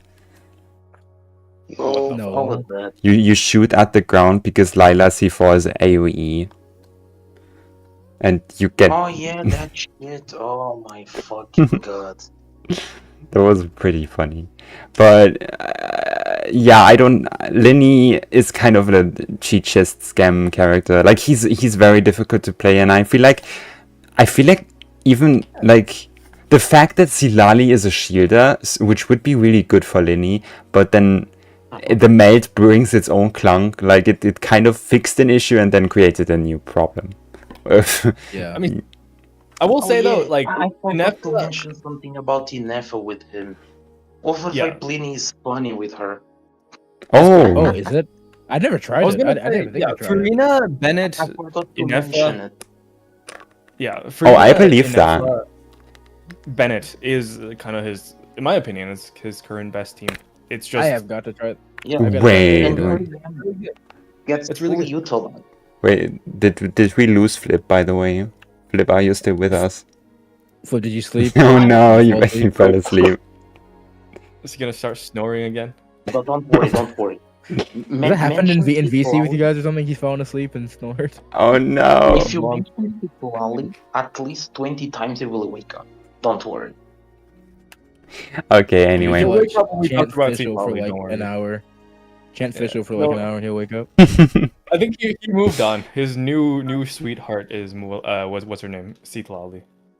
Probably. I mean, she's Probably, aerobic and yeah. everything. That's kind of crazy. That's big talk. Okay, simp speaking. to do. Okay, now we have to discuss the. Flip isn't here while we discuss the icon of our podcast, the reason why the podcast exists, the true essence of the Sucrose Stans. It's Sucrose. I just want to say one thing. I love the dichotomy. Or not, that's not the right word, but the idea that when Kazuha released, we all said Sucrose is better. Don't pull Kazuha. Then like 2.0 came and like actually Kazuha was way better. Don't worry about Sucrose. And then now it's like yes, Kazuha kind of fell off, but Sucrose though, it's like she's just been yodeling back and forth. It's Yeah, funny. let's Sucrose just is great. say She's great now. elemental mastery since Mualani and Mavika has become a lot more important in the top teams. Yep. Indeed. And there is also another upscale coming up in 6.0 where she's close, if not best in slot. Stalker. I'm sneaking him. I'm sneaking him up high. Okay, fine. So we can say that Sucrose got the upscale Kazuha didn't, because ever since 5.0 we got so much damage percent inflation that it's hard for him. Yeah. And just the sheer volume of other supports that are better for specific roles. Yeah. It was Oh wait, time after time we kept getting res red supports that just were better in their niches, and then over time every niche that Kazuha could cover got covered by someone else who just does it better. And then Xilonen came out, who was just a universal support who came to res red and does it better than Kazuha. And so he doesn't even have the universal what's the word? Like the idea of jack of all trades, master gnome type shit. He doesn't even have that anymore. So yeah. okay, sorry So, to interrupt, but I actually put Lyney in the wrong spot. We didn't cover Lyney because he didn't like. There was another error. He's actually on the same level as Hu Tao, and I guess Okay. that's Do we accept this? I accept that. I would put back to Sucrose. I want to put him one below, Okay. but maybe that's just me. Okay, Sucrose, the GOAT, like Sucrose. I hope that Not Cry is going to make Sucrose the best character in the game. True and real. We all we all manifested Sucrose being the best character in the game. Honestly, thinking of the direction Ankara is going, it's probably going to end up becoming that Sucrose is going to become a lot more valuable because Yeah. Dem I was gonna percent is say- becoming less valuable, whereas EM It's is very becoming more. possible that by the end of Not Cry, Sucrose will be the best of the original Power 5. Yeah, Yeah. That's true. Yeah, could be possible. it's. I mean, she kind of already is right now, but I think she's definitely going to just be up there. Bennett. Bennett's Oh yeah, better right Bennett. Yeah, I forgot Bennett. Yeah, Bennett. Unless there is another upscale, they make an upscale of Bennett and lower his presence, and they never upscale Sucrose, not like downscale Sucrose by making Varka the 5-star Sucrose. Instead of The It would be outrage that would funniest cause. shit of all time. Dude. Imagine if Varka's a support. Varka is That would literally be so Varka. funny. It would would be be, funny, though. dude. Cinema. People would quit the game over that shit. It'd That the would be funniest really thing. funny. I would laugh my ass off. Oh, I'd love to see. I would love to see Marker just be a support. So, like, and about support, I just want to mention something. global supports have global supports have a disease where if all Okay. the niches gets covered, their global thing is basically that. Yeah, Yeah, true. which is what happened to Kazuha. Exactly. And what And people predict about Xilonen. And Xilonen is the better universal one at the moment. Yeah. I feel like Xilonen has like two niche things. Like she has two parts of her kit that only two characters can advantage of, and it's two different things. One is the Night Soul Burst, which Mualani can take great advantage of, and the other one is the Night Soul generation, which Mavika can take great advantage of. So Exactly. Yeah. that's why. That's what I was gonna say. I guess we can There's another talk about it more character. with Xilonen later. So True. go ahead. There's another character that can take some advantage of it, which is the character that saved my Siege and Onslaught clear, Vareza. Due to True. Xilonen's Nightfall Burst thingy, you can actually get higher That's uptime more than true. on a Ascension 4, which is Oh, pretty yeah, that's massive. Yeah, So like she usually only gets one stack, and she allows 2 stacks sometimes, which is really big. Yeah, for that team, I just wish there was some kind of way to get scroll, but like you can't because it's like Yansan. Actually, if you run Furina, but like otherwise it's like Xilonen or something. Or what did you Yeah. use? You can do that. And For like the and whale I'm team. okay. Yeah, the Chevy alternative. Oh, don't like the Hypercarrier Vareza. Yeah, the whale team is just Xilonen. Yeah, Xilonen. What is it called? Xilonen, Xianyun, Yansan. Or you can alternatively run Furina instead of either Yansan or Xilonen. I would say I Furina remember- instead of Xianyun. Distinctly, if we're talking about whale stuff, the one Varesa first came out, her best team for the challenge, like the 1000 HP bar challenge, was just Xilonen and Yansan Xianyun, no Furina. Yeah. I mean, not whales. Like I'm considering at C0, but like the team is really talking about at C0. Yeah, I mean, like if you don't play Chevreuse, if there's like some kind of check that prevents you from playing Chevy. Oh, then you play just Yansan Furina Xianyun. Why? Why not Xilonen? Okay. You can, but those are better. I'm sorry. I just don't believe in C0 or 0 Xianyun. I'm not a believer. Oh no. Sure, but I think She has her It's like, buffing sure, but, like sucks. the counts say otherwise. No, they don't. Yeah. Okay. You believe what you want, but okay. To be Yeah, fair, that's I okay. myself have not counted, so they could be wrong. Like Flip could be. all wrong. I have to, I mean, Yeah, all I have Flip- to say Flip on this always is you- that, like, Yeah. like in my case with vertical investment, it's my strongest team is Yansan, C2 or C. Well, at the time on C2 Furina and Zhenyun. So I mean, that's because C2 Xilonen doesn't do shit. But for like, Yeah, and that's kind of really sad. And I feel like they should have designed, like, retrospectively, they should have designed Xilonen and C2 around Varesa. Because, like, the way it is right now, it doesn't make any sense. I don't know what it was designed around to begin with. Yeah, me neither. It doesn't. It's very weird. I reckon it's probably okay with Flynn's because he wants energy. Oh, true. Yeah. That Yeah, is wait. interesting. If you have C2 Xilonen, is it worth to run her instead of Sucrose so you can build like 0 ER on Flynn's? That's a Hmm. good. Wait, that's actually pretty Maybe. interesting. I think about. There is a chance, Someone should count that for me specifically. because he usually wants a lot of ER for carry Yeah. standards, so that can pretty much seal the deal. Yeah, and she shreds as well, right? And obviously Scroll doesn't do shit, so you run. Yeah. What else? What would you run? You I guess run you the can- Notkai support set on her, and you Run run the Noblesse Not- on Aino. Oh, that's it. right. You do Yeah, that. that gets you an extra set, I guess, for Aino. She doesn't get full uptime because you need elemental damage constantly to refresh it, but she gets enough for what he needs. His uptime is really short. Okay. We're actually like TCing in the TC podcast. That's crazy. We're not just I mean, yapping. listen, man. That's what we do. By the way, in what character were we again? Sucrose. We- Somehow we got on topic of other characters.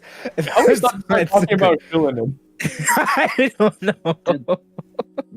I mean, we already said that Sucrose is amazing.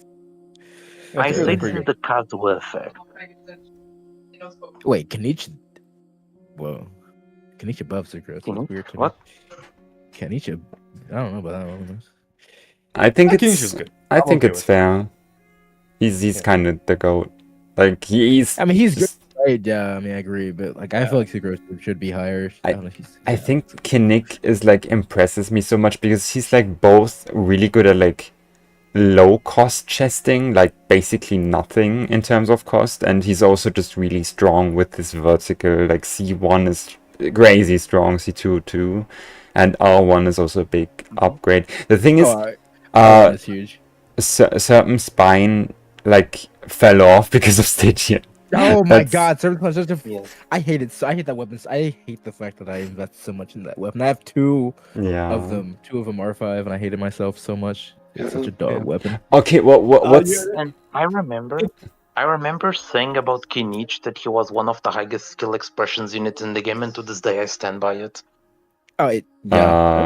Yeah. Get I the, mean, get Not the high, six- not high, but get the he six is keys, kind though. of high. Like, if you can get the 5 skills with just cancels, it's fucking huge. It feels really good to do it that way, yeah, with no burst extension. And like, the peak is 6, but 6 requires ult, so you can select every second rotation I don't think if you can.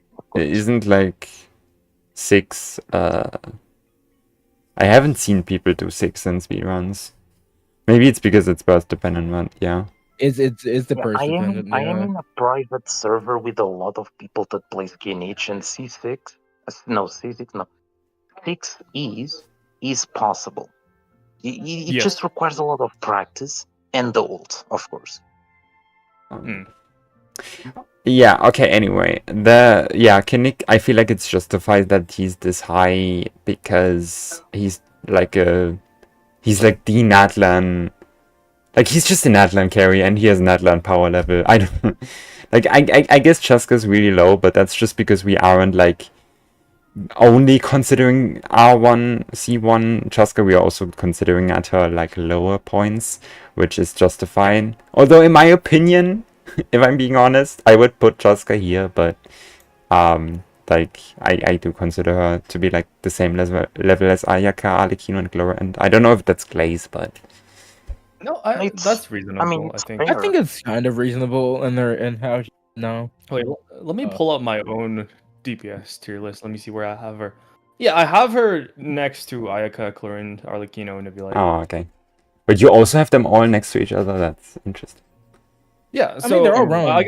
I guess I'll just go over mine. I have the first tier is only 2 characters, Mavika Skirk. Second tier No is... spoilers. Well, no, I'm Wait, talking. I mean, like, it's kind of obvious. I to guess. be Yeah. honest. I mean, who? Well, we're gonna put Vrats up that high or some shit? Like, everyone knows. No. And then yeah. Okay, tier wait. 2 is Flynn's, Varesa, Mualani, Kinich, and then tier 3 is Neuvillette. Wait, Friends is that fucking high? The fuck? Wait, is he that yeah, good? she does- yes. People will. He's like Skirk. Like the kind of discussion around him is gonna go exactly in the same direction. People will bitch about Enefa like they did with Escoffier, and then they realize, wait a minute, this guy's actually kind of really good. Anyway, so yeah, Flynn's, Varesa, Mualani, Kinich, and then tier 3 is Neuvillette, Chaska, Ayaka, Clorinde, Arlecchino, and then not Navia. Notably, I do think she's a tier below, and then we'll go from Wait, where's Mualani? Mualani is on tier 2, below Mavika and Skirk. Okay, but she's the third or the fourth. Not necessarily. I don't really rank with Oh, rank okay, tiers. good. Okay, I see. Okay, I guess enough about Kinnick. The next one is really interesting. I did not expect her to be this high. Honestly, yeah, how is this justified? We have Yelan. That's Wait. not too bad. I mean, Yelan, post and Nefa. I mean, kind of. Inefa, Kinda- Escoffier, Yeah, I mean, I kind of agree. Yelan Oh. still does good damage to today's standards, but as the pool itself, it is questionable sometimes. Yeah, like I don't know about like above Kanich, or Sucrose, but I think she's Yeah. justified to be somewhat this high. I think she's got a lot of good teams though. I mean, my opinion basically like double Hydro, like Furina Yelan fell off in my opinion, and then like for solo Hydro stuff, I don't believe in C0 R0 Yelan. I feel like she's just I'm not sure about that.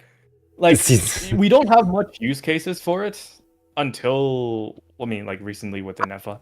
There's a lot of good overvape teams, or not even overvape teams, just Inefa Yelan teams. If I'm being honest, I wouldn't be surprised if going into Not Cry that C0 R0 Yelan will be outdone by C6 I know. I mean, yeah, at the moment, it yeah, does, yeah. but if you But don't, also, like, if maybe. you don't, C6 I know is gonna be kind of hard to get for most people. Yeah, Yeah. exactly. We're back to my She's just a new character. Like, who's getting her C6? Okay, Besides, like, fine. Butterfer classic. like, Oh, fuck C6 4 stars. if They you don't. don't have, like if they're brand if new, you, there's just no way. okay, Yeah. if you have her C6, she's better than Yelan. If you don't, she's equivalent. Oh, you mean like in teams where you play her? Obviously, I would still Flynn. think that Yelan With is Flynn, better than. Wait, saying I know is the same as all. That's crazy. I know 3, right?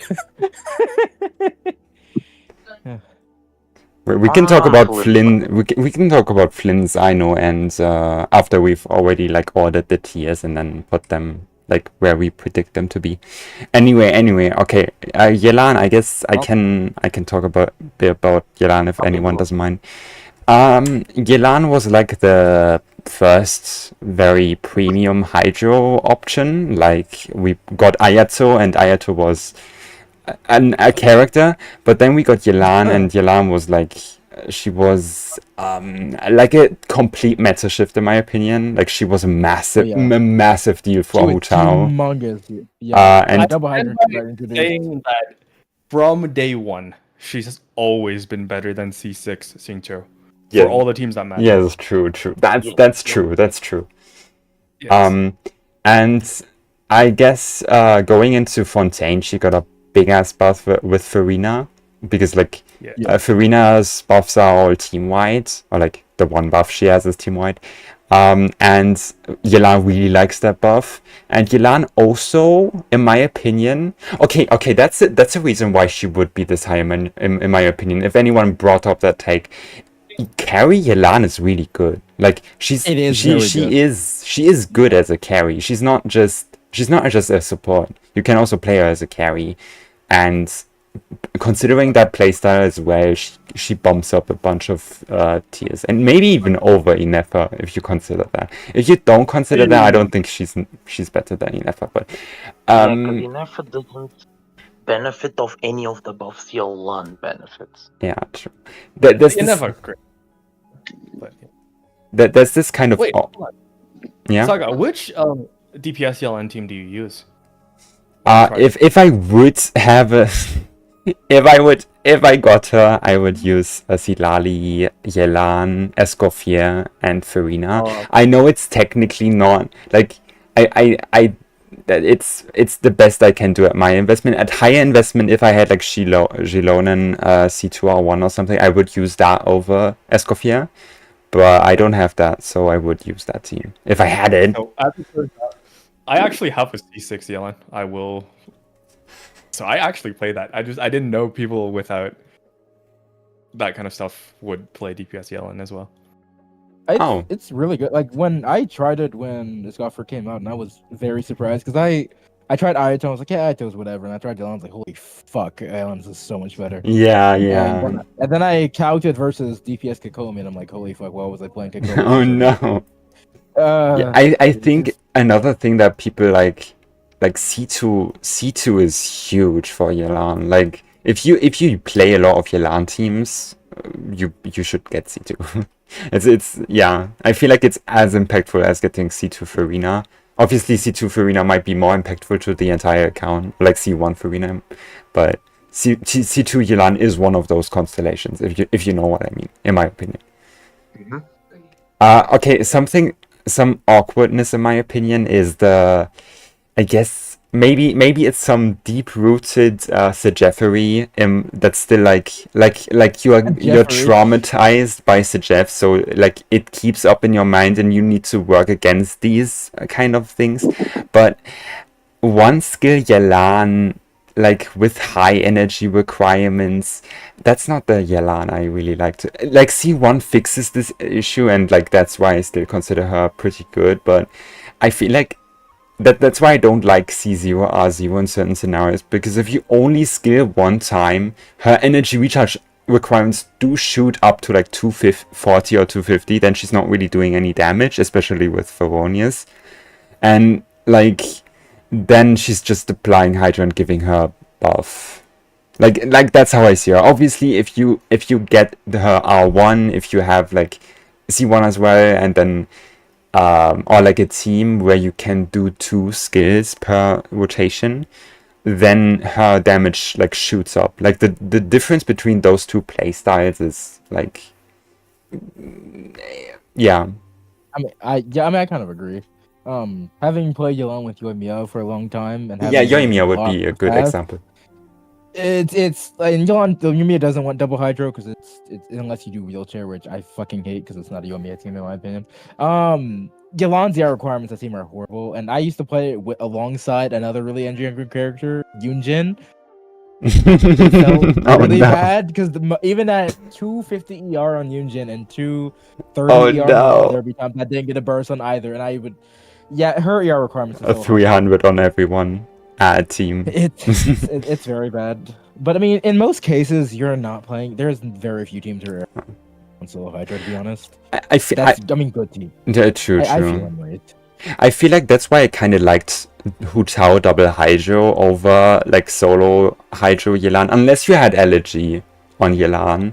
But otherwise, I was like, I don't like these energy recharge requirements on Yelan. And then she's like, I don't know. I just didn't like that team that much.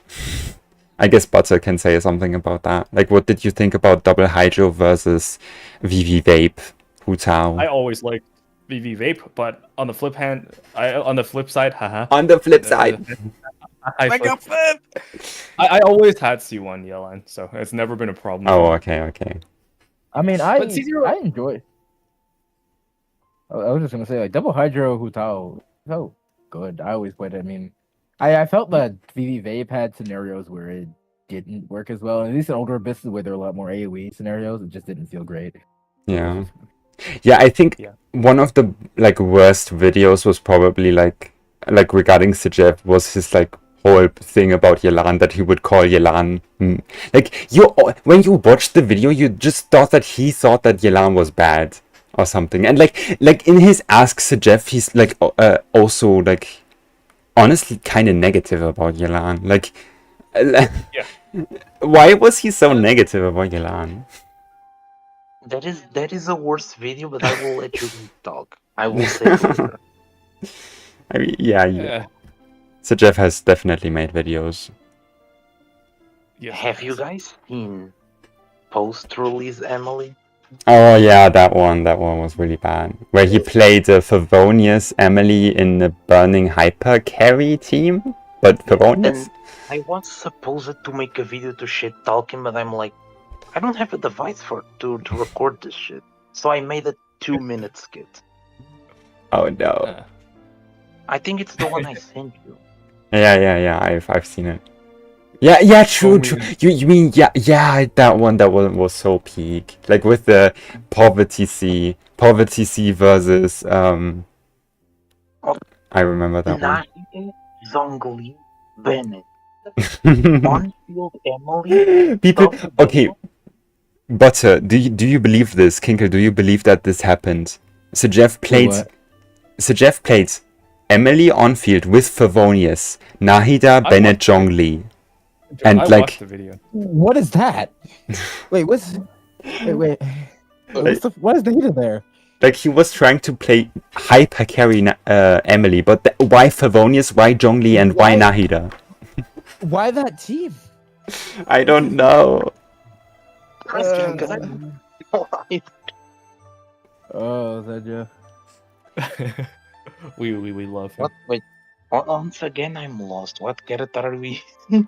No, we are. Yeah, I'm mentioning like your skit, like what you talked about. Oh, it's those who know.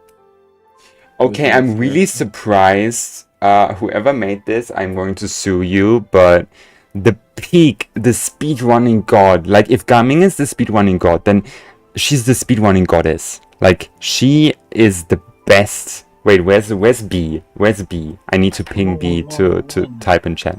But yeah, she's the best. Okay, not the best speedrunning character, but she's like insane for speedrunning. She's very good for speedrunning. The character with the 5.x character with was probably the worst community perception I have ever seen. Oh my god, yes. And I'm not gonna lie, self-exposed. I was part of it for about like 2 versions. Me too. I loved her from the start. I've done. There was a time where I did like a few talking about like the best DPSs, and I put Mualani up very high. And I then had to make a series of more shorts after because the amount of hate I got putting Mualani so high. Everyone's saying that she's worse than Neuvillette. She's too clunky. She doesn't do that grave damage. She's not free to play friendly. It's like, dude, where do people get their perception Mualani from? I don't know. And even worse. She is Remember a low-cost champion and very, very good for speed. She's amazing in my opinion, and has really good early cons too. True. Oh. Remember the whole nuke versus No. back in Eula days? Oh my god. Where they were batting nuke DPS? Like, oh, Eula has this big nuke, good character. And now Mualani comes out, which is the nuke character. She is the nuke character. And everyone shit tells her. What the fuck happened? I have no idea. Like, they switch it up on Mualani so fucking fast. It's crazy. I think it's just because people want to glaze Neuvillette, so they say Neuvillette does consistent damage, which must be better than Mualani's few hits, a few nukes, for some reason. Why does everything go back to one man? Oh no. That is the main thing I kept hearing when I put Mualani up. So I was that Neuvillette is just the better Hydro. I don't. It's crazy, man. I think like something I guess there was like with Mualani that I also consider to be like her team options at release were a bit scuffed. Like you were forced to use Xiangling and you didn't have Xilonen, but she got such a big bump from both Xilonen and Mavika or Pyro main character. Like it's not even funny. Like she went from very good to very, very good. Like it was a big bump. And yeah, I feel like people miss that. You know what my team was on release for Mualani that I use in Abyss speedruns all the time? Mualani, Amber, Kazuha, Furina.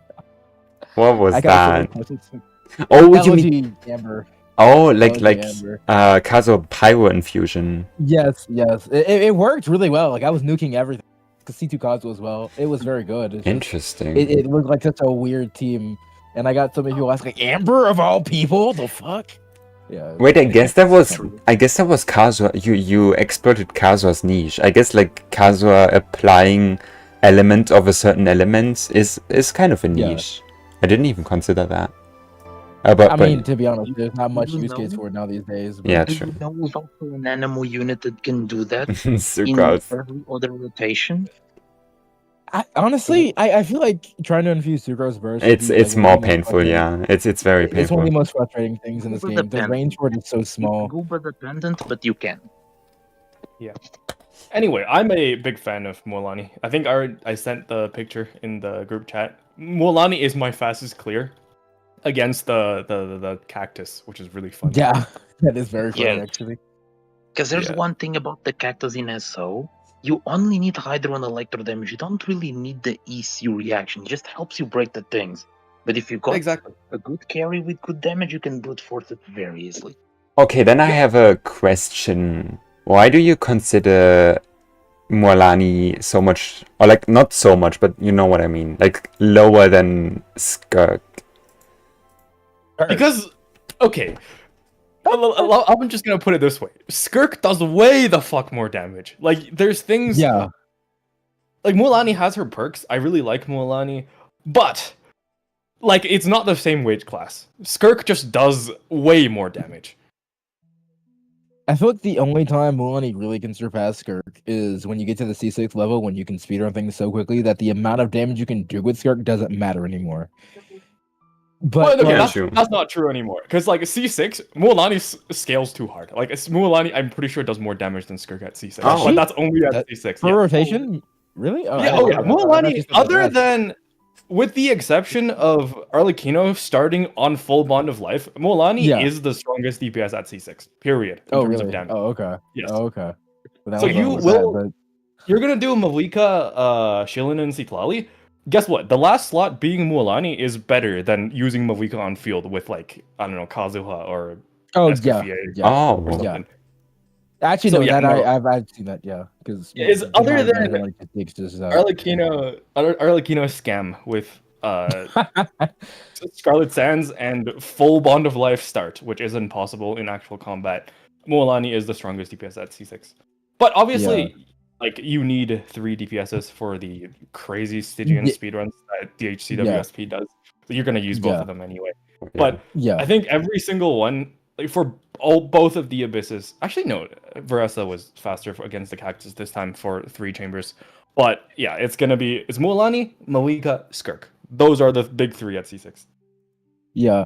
And My thing is sometimes- oh. I was gonna say, I like Chaska can be part of Mavika as well. Oh, sometimes. true. Oh But- yeah. I was gonna say like similar to Salia's question, but for me it's like why I don't see Veresa over Mualani. Yeah, me neither. It That's doesn't- flip Honestly- agenda. Now that I think about it, a lot of my positive opinions of Veresa was the propaganda with the C6 Yansan that I forgot to filter out of my head. But now I need to do more calcs, like my own calcs to make sure. But it's possible Veresa. I mean, Flint's is gonna be higher, I think. Yeah. Yeah. It's I don't know possible. much about Flynn, so At the moment, Like- it's very close. It's gonna depend on how Columbina will be. Like at the moment, Llama made a lot of 100k DPS balloon teams. Yeah, So- yeah. I don't know what to think anymore. listen, man. What is Lauma even about? Like, what's her? What? Why does she randomly do? Like, who would have expected that? Like I need to do actual like more calcs of my own because like the way everything I thought I knew about like Genshin damage has been turned upside down by 6.0. I don't know. Me what's too. good Me anymore. too. Happened to me as well. All I know is like, yeah, Mavika is still strong, Skirk is still strong, but below that, I honestly don't know. The waters have gotten murkier. Okay, I guess next in the discussion, which I think is interesting, putting her below Veresa, because I feel like she's not, like she is the face of Veresa at C0. Oh, Chevreuse. Yeah, Chevreuse. Like she's my kind of the God. goat. I put Chevreuse over Veresa for sure. Chevreuse, yeah, Chevreuse really should be over Veresa in my opinion. I don't know. Yeah, Chevreuse just has so many teams that she makes it good. She's yeah, the my goat. account is You could say to that that Chevreuse is basically my savior. Yeah, She's Oh, she saved the life. she's in the same spot as Veresa, like basically. Oh, okay. Yeah, I I mean, guess that's it makes fair. Yeah, she's great.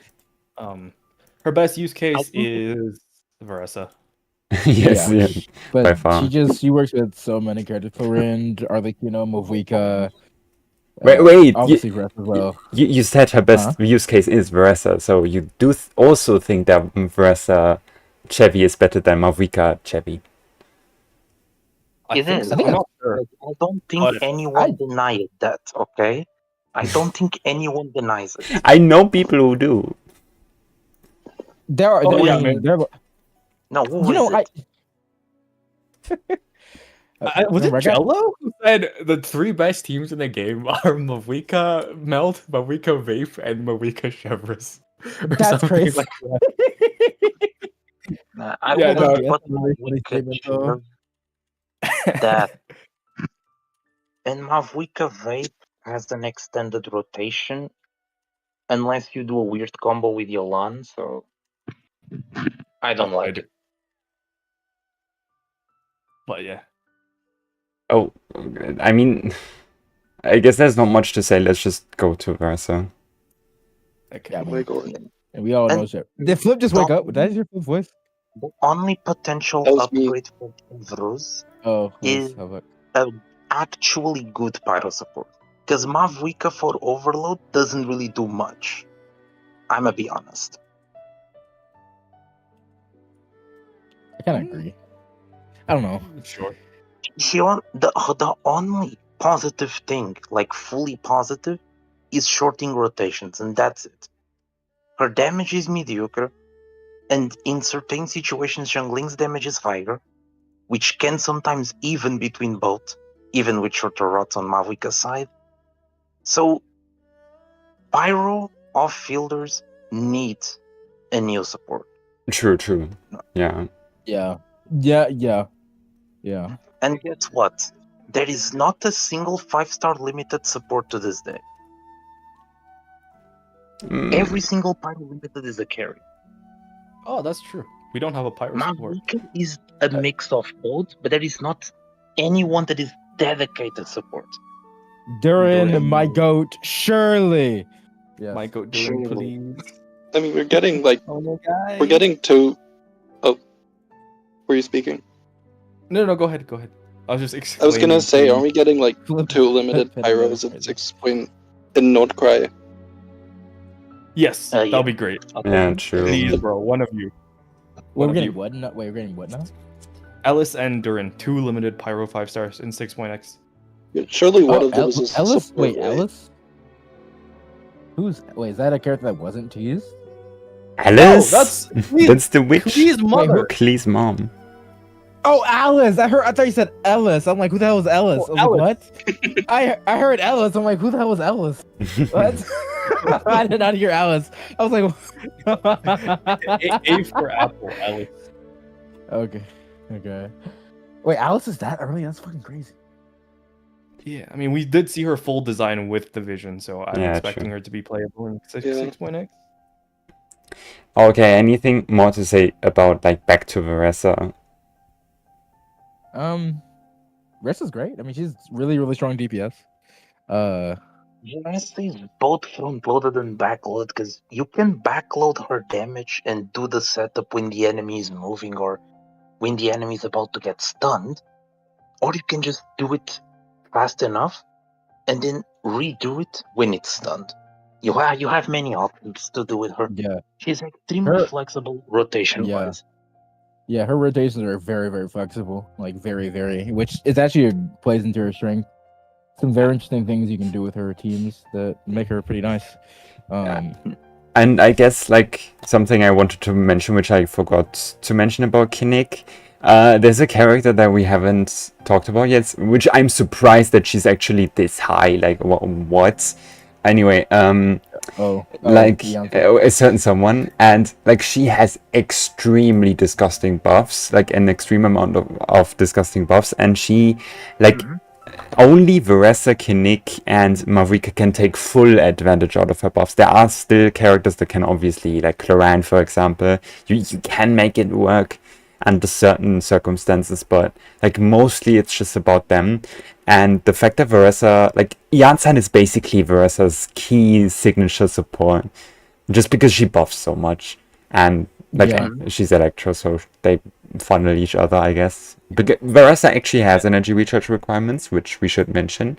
Like they are not People seem to nothing. ignore that, and I've having done viewer Stygian clears recently. I've been exposing a lot of people's really big lack of VR on Verasa. Yeah, zero It ER feels really feels bad. ass.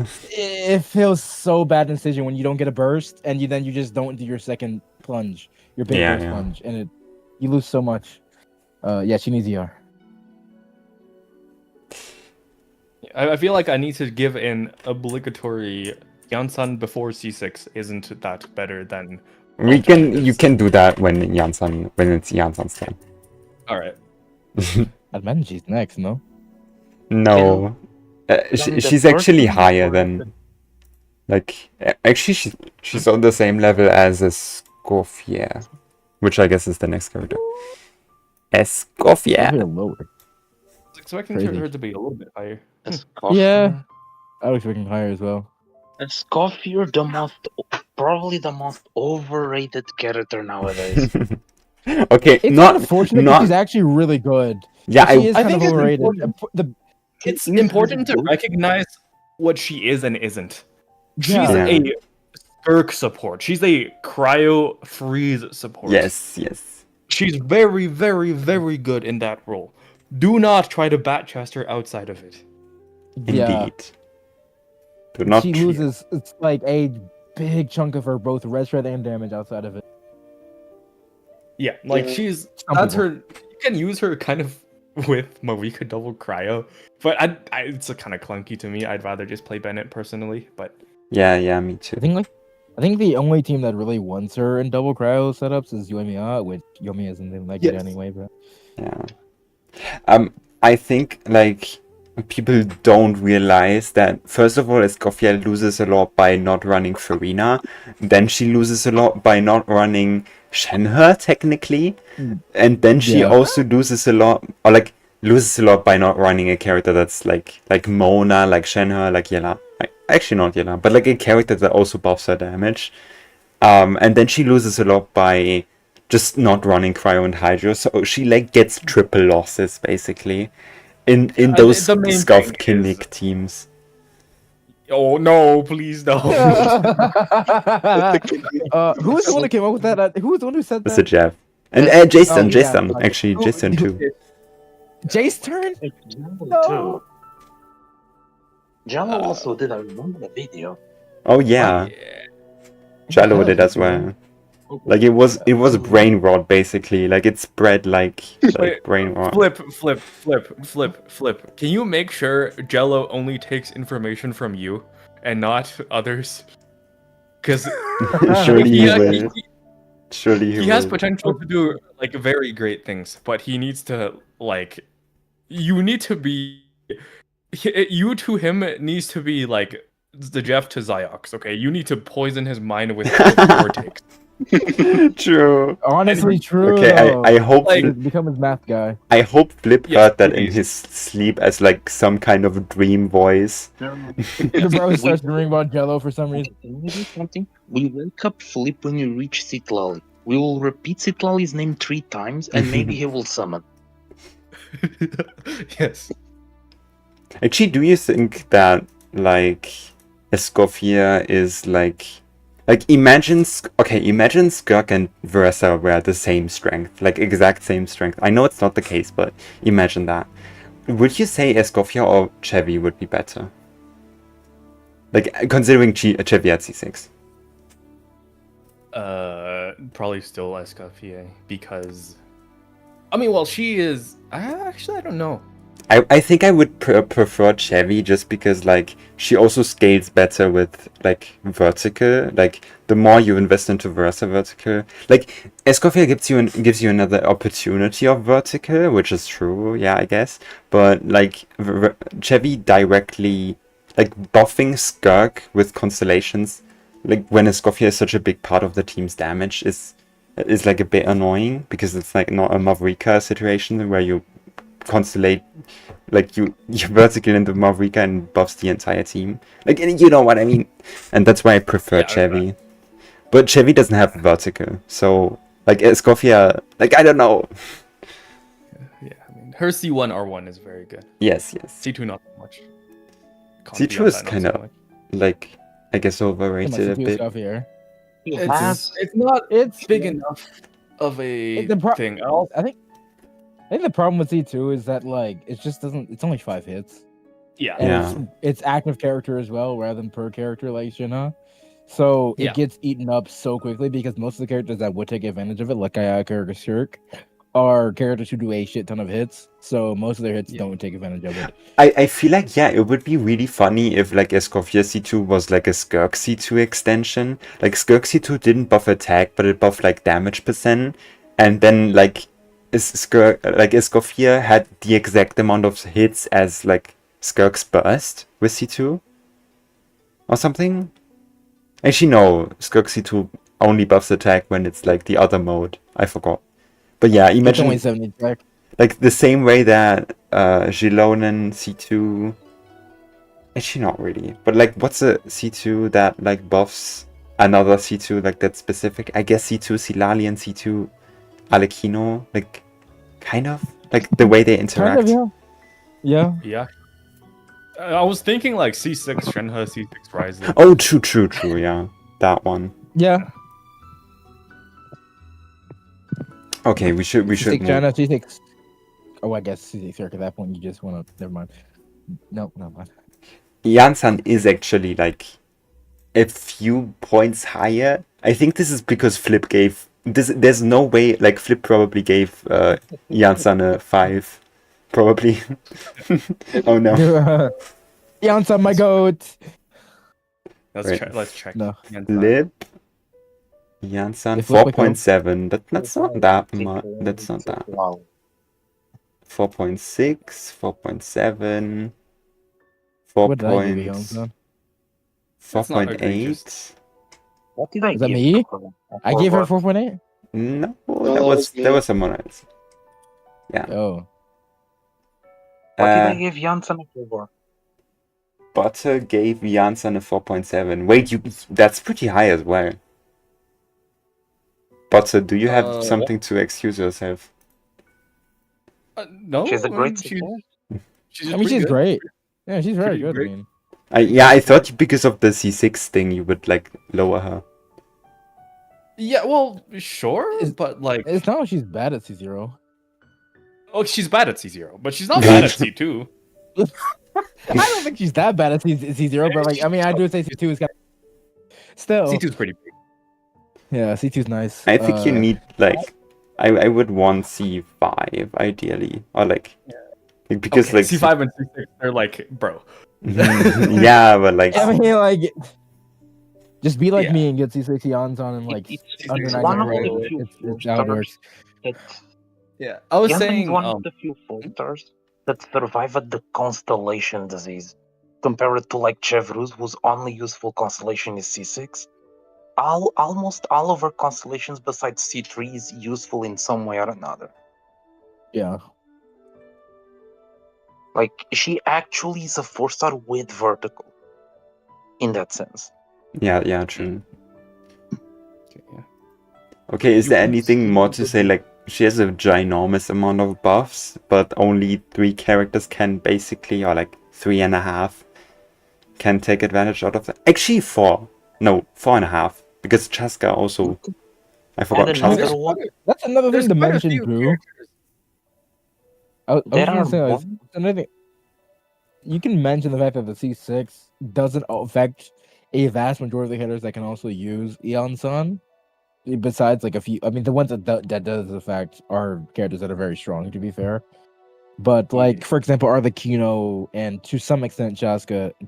I mean to say Clorinde doesn't make Yeah. that great of C6 Eon-san. Yeah. So in that respect, she's not as affected by the C6 issue as other supports might be. I would say anyway. True. There is only one last thing I want to mention about her. She's also best in slot for Sino for one specific reason.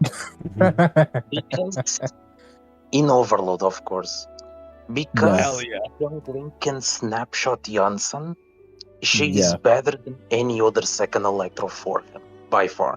And it also settles up the difference between Xiangling and Mavika for Overload. Sometimes. That's pretty funny.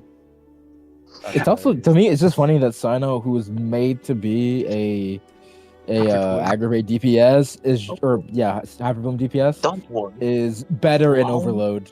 Lauma will It's very probably funny to change me. that. Yeah, not for long. That is Long very was true. the That game. is true. That's true. It's true. It's true. At the moment, Lauma is doing bad. We will see how it ends by the end of beta. Yeah, true. Yeah. One thing. Okay, quiz question.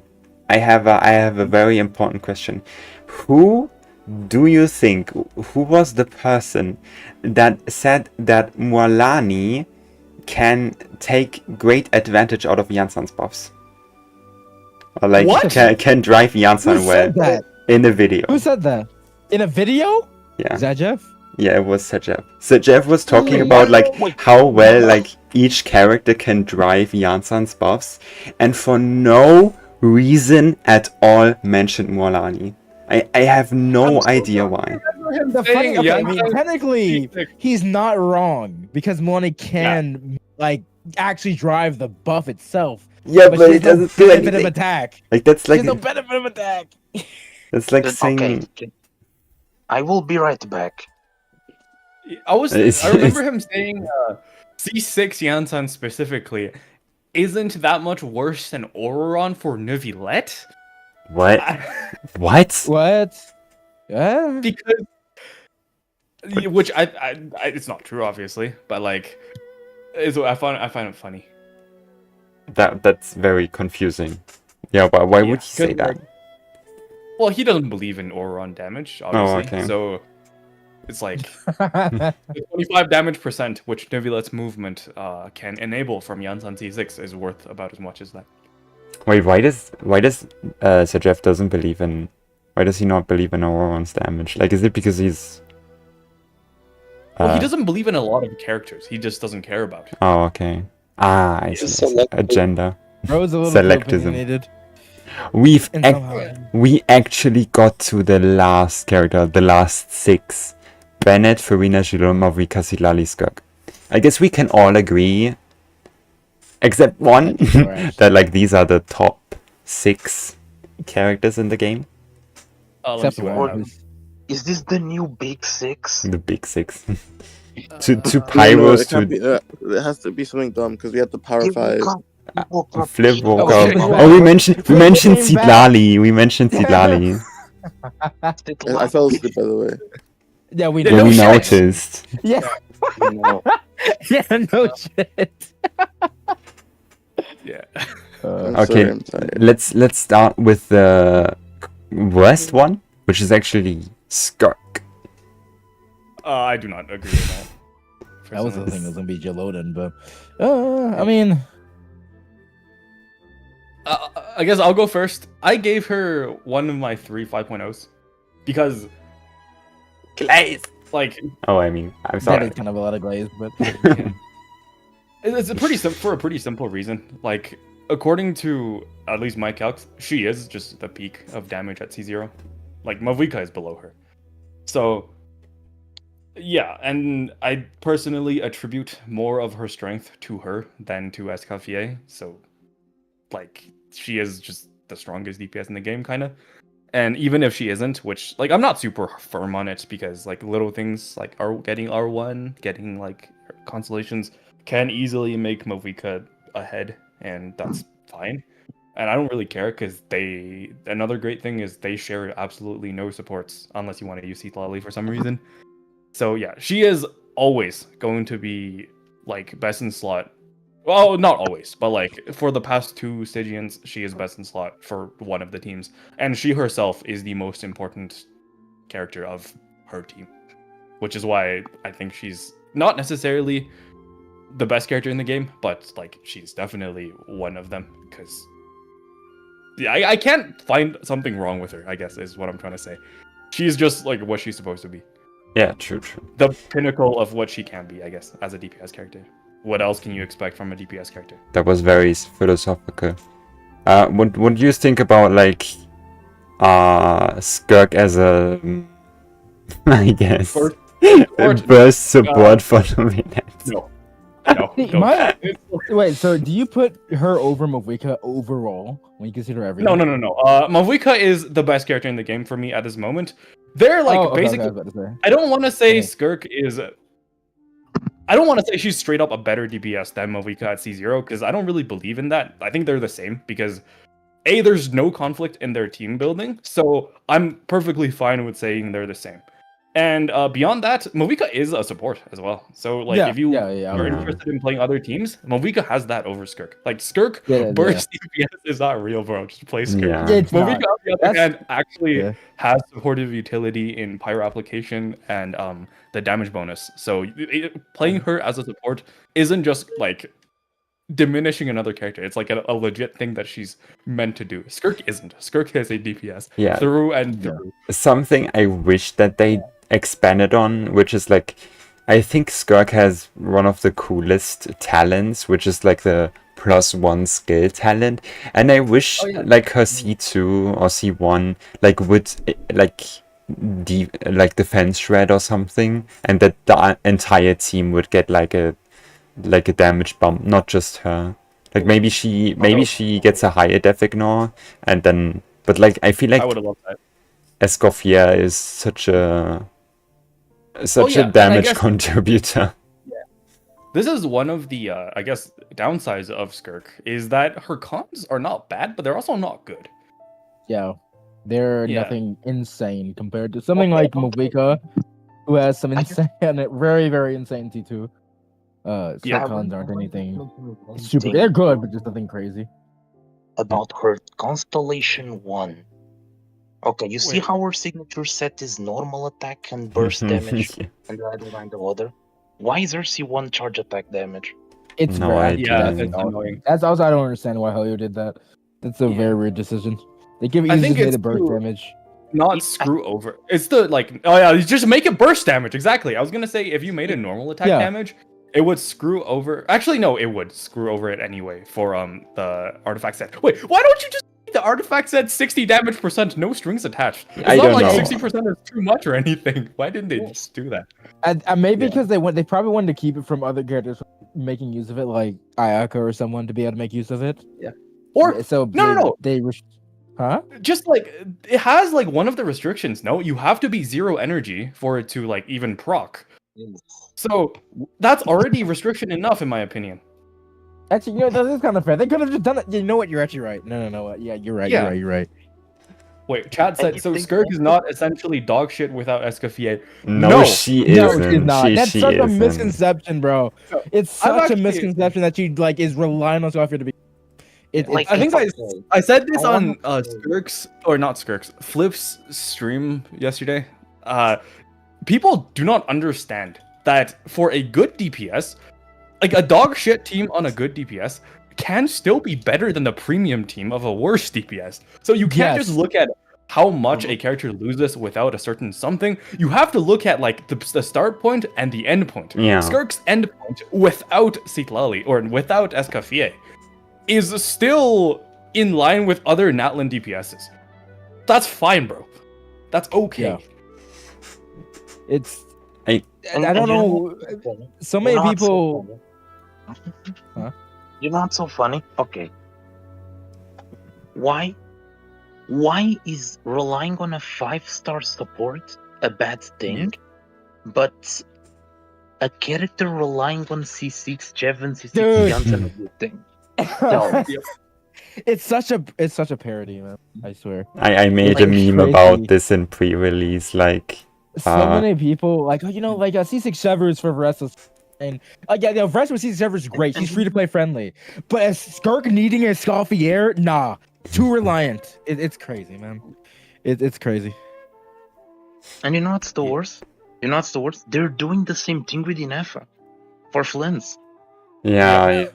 They just hate when you have to pull another 5-star for someone else. They could never play HSR.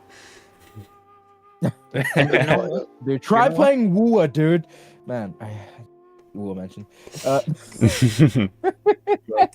Okay. Character in that game requires a 5-star. You're getting a premium support, and you have to pull Loma for her. Are you gonna dismiss that as well?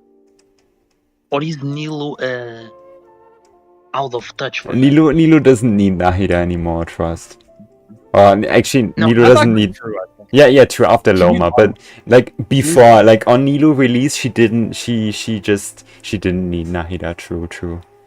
That's also true, because like there was no damage check, so you could just play whatever the fuck you want. Yeah. Okay, And if I'm being honest, I kind of disagree with that take. Like I played at that time, and it was like you couldn't run nothing. Like yeah, these teams were good, but they were good because like they actually did do more damage than like other teams at the I time. mean, I cleared Abyss with a Ganyu Ayato freeze team, which outside Yeah. of AoE teams did basically fucking nothing. Okay, And but I like, cleared just fine. it was with like- that. So I mean, I don't know. was it like 703, the infamous 703, or was it like actually fine amount of time left? Do you remember? Wait, what do you mean? Oh, time left? It was like 8 minutes. It was there was. I mean, okay. To be fair, the first half team was Tao, so Okay. but still, like there was quite a bit of time. It was basically just a free Abyss back in the day. There was not really much of a damage check. Yeah. Okay. Like, remember, people were saying AoE was more important than damage output. Oh yeah, true. I remember that. Okay, let's get to Xilonen. We need to wrap this up. Yeah.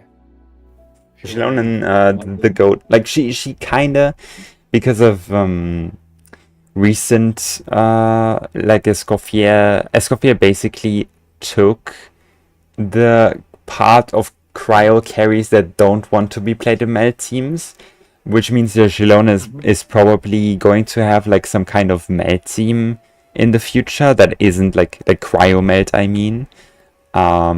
And I think she will be like very strong there, but until now, like she will, like till then, she will remain as like a Mavika Mualani, insane support, and like she's a Veressa side grade, like, or like kind of downgrade actually because of but like if people don't have like Chevy viable, yeah. And other than that, like she just always pops up somewhere, like Navia best in slot support, and Hu Tao at C0, like C0 Xilonen versus C0 Silali. Xilonen for Arlecchino, I guess, like for mate stuff. Yeah. Gaming maybe. I will say, in my eyes, Xilonen, other than, I will talk about more specifically with Mavika later, but in general, I don't think she's as insane if we don't look at Mavika as your Escoffier, your Chevreuse, because she just doesn't have that much in her kit. She's just really good overall. Like, Yeah. kind of, you can slot her anywhere, she'll never be bad. She'll always be like one of the good options. But one of the reasons why I still believe, despite her, like especially at C0, not having ridiculous things in her kit and still being worthy of like one of the best characters in the game, is with Mavika. Because Mavika, like in Stygian Onslaught or in Spiral Abyss Chambers 2 and 3, Xilonen just is fundamentally different than everyone, like with Mavika. Because it doesn't matter what energy Mavika starts with, you get a full power burst because of Xilonen. Yeah. So that to me is like insane. Even no matter what you say, like who is better on paper than Xilonen? Xilonen will forever. Well, I don't know about forever, but for a long time, she will be best in slot with Mavika for that reason. And it also helps that Mavika, with her own vertical investment, gets a lot of attack. So things that are on paper better than Xilonen at C0, C6 Yansan, is no longer better than C0 Xilonen, even on paper, if Mavika is vertically invested too. So I think one of the how good is this? Anyone? Yeah, true. Mualani as well. Like she's very important. Very important for Mualani. Does Xilonen C4? Is it any good? Like what does it do? What does it do again? It's flat damage for normal charge and plunging, I believe. It's basically No, it's for everything, I think. So it's like for everything. Yeah, it's basically Shenhe quills again, but unlike Escoffier C2, it's team wide, and you get 6 instances. Is it? Yeah. So does it cheat chest well? Like, does it? It's a C4, like, so I don't really care about that. Oh, okay. Yeah, I mean, it is but also I very meant fancy, because it is a C4. because her C6, like her C6 doesn't really do anything, right? Like she just gets her own carry playstyle or whatever, but that's like kind of mid. Yes. It's good for overworld, I will say. Yeah, And it's yeah. good for, well, you need a quick burst of healing. Oh, Or okay. it's just like she can heal without her burst now, which is very nice. Wow, amazing. It's a C6. Chevy can do that on C0. So, you can it's enjoy basically that. just Furina C6 on it. Yeah, basically, it's literally that. It's literally Furina Yeah. C6, but Okay. like on Xilonen. Yeah, And now, which with all lowers of this value, being for sure. untold, there is one question in the air. Is Xilonen's future cooked? Oh no, this is a Jeff video. In my opinion, no. For the very simple reason that, like, okay, Mavika needs to be cooked for Xilonen to be cooked. in my Yeah, opinion. that's what I was gonna say because she kind of is in the same course of buff where there are people who are creeping into her territory by being better at certain niches, like for example, Yeah. Scoffier. And Exactly. Xilonen, unlike Kazuha, has a niche of her own, being with Mavika being able to get her burst up very easily. So And Geo characters. that Yeah, as true, well true. too, Geo characters as well. So as kinda long as those niches don't get Mhm. power crept, which I don't think they, Mavika especially probably, unless Mavika herself gets power crept, it probably Xilonen will probably just stay where she is. I think. Yes, her boom. her future isn't this. Her future isn't I as kinda doomed. They made her ascension, her ascension 4 really good for some more carries, you know? Yeah, that's true. Yeah. Like I- super impactful in one specific carry where no one else comes close. You know? Oh yeah. I Answer wanted- Kobe's question. I wanted to say that Navia could actually like I feel like she could be bullied out of Navia teams because like Navia teams really likes it, like she definitely likes geo application, and I feel like if we ever got like an on-field like I guess kind of what I was cooking in my predictions for 6.x stream, where I said that Nicole will be an like on-field geo carry sort of, but that also has kind of supportive utility, which would like synergize with Navia, as in like you basically generate crystallize and then you use them on Navia, but you also gain like buffs or something. And That'd be cool, but really whack. yeah, like they could make it like interesting. I don't know, but like So I'm pretty sure Nicole's yeah. cryo, but whatever. I was gonna say I'm pretty sure Nicole's cryo, but whatever. Okay, yeah, sure, but like any other geo character, like just anyone, and because like Navia, okay, I will say it, Navia's normal attacks are kind of mid. Like if you had something else to do, then you would rather just do that. In Mavika's case, we literally see that. Like you would rather on-field Mavika, but the problem with on-fielding Mavika is that your crystallized generation goes down, and you do notice that kind of in the Navia gameplay. But if we got an on-field Geo unit, like that did more damage than Navia on-field, then I feel like it would be interesting. But that's future perspective, and I feel like right now Xilonen, I guess Kachina is like not like it's for Navia specifically. Kachina's not that insanely much worse because she applies crystallize, and that kind of can help. Like it can help. I don't know about that. Xilonen also does a thing called generating energy. Doesn't Kachina do that? Like isn't? I think it's constant in terms of like one cast. yeah on. think Do you mean as in? But like it doesn't make a difference. Like you catch the particles on Navia anyway. Yeah, I'm not sure. I think like Kachina is kind of. Wait. I don't think it's much of Wait, a what are we talking difference. about? Wait, Kachina Navia versus Navia Xilonen. Xilonen is just better, no? I never said that Kachina was better. I just mean that like they're closer, as in like Kachina for Neuvillette, for example. Like I guess. I mean, because of the geo application, simply.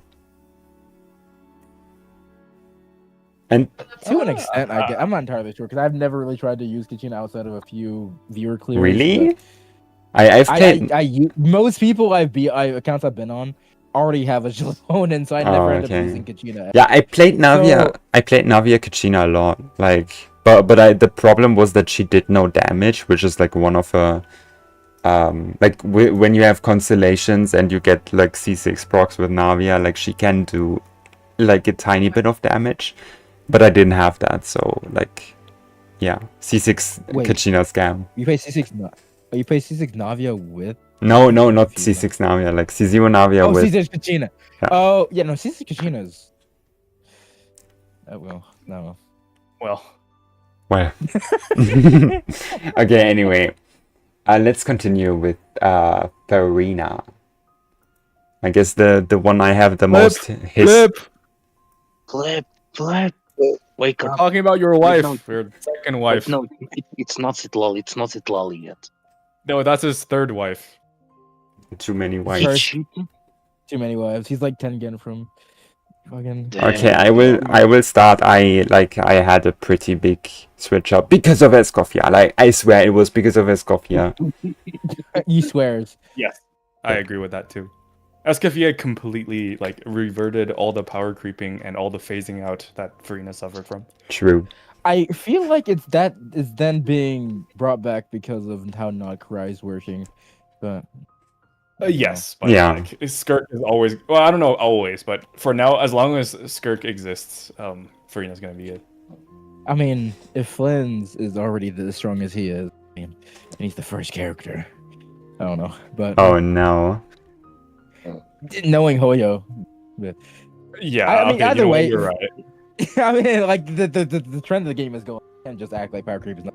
But I mean, either way, Furina's still a great character. Works in a shit ton of teams, almost every team in the game. Honestly, she's great. Yes.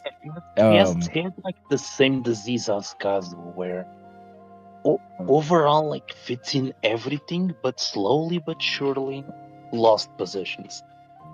I feel like that's not happening. I mean, just now it's starting to happen with Nocra. I feel. I mean, it kind of was. I mean, Silali was kind of one of the biggest nails in the coffin for her because Vape got phased out because of Melt being so much better for a lot of pyros. So Yeah. and that was one of Furina's many teams she would be on. But even then, Yeah, I she think- just Yeah. For a brief period between I think 5.3 and Yeah. 5.6 that she actually, in my opinion, did genuinely fall off. yeah, True. yeah, I agree. That's where I made my video, and it got a lot of hate.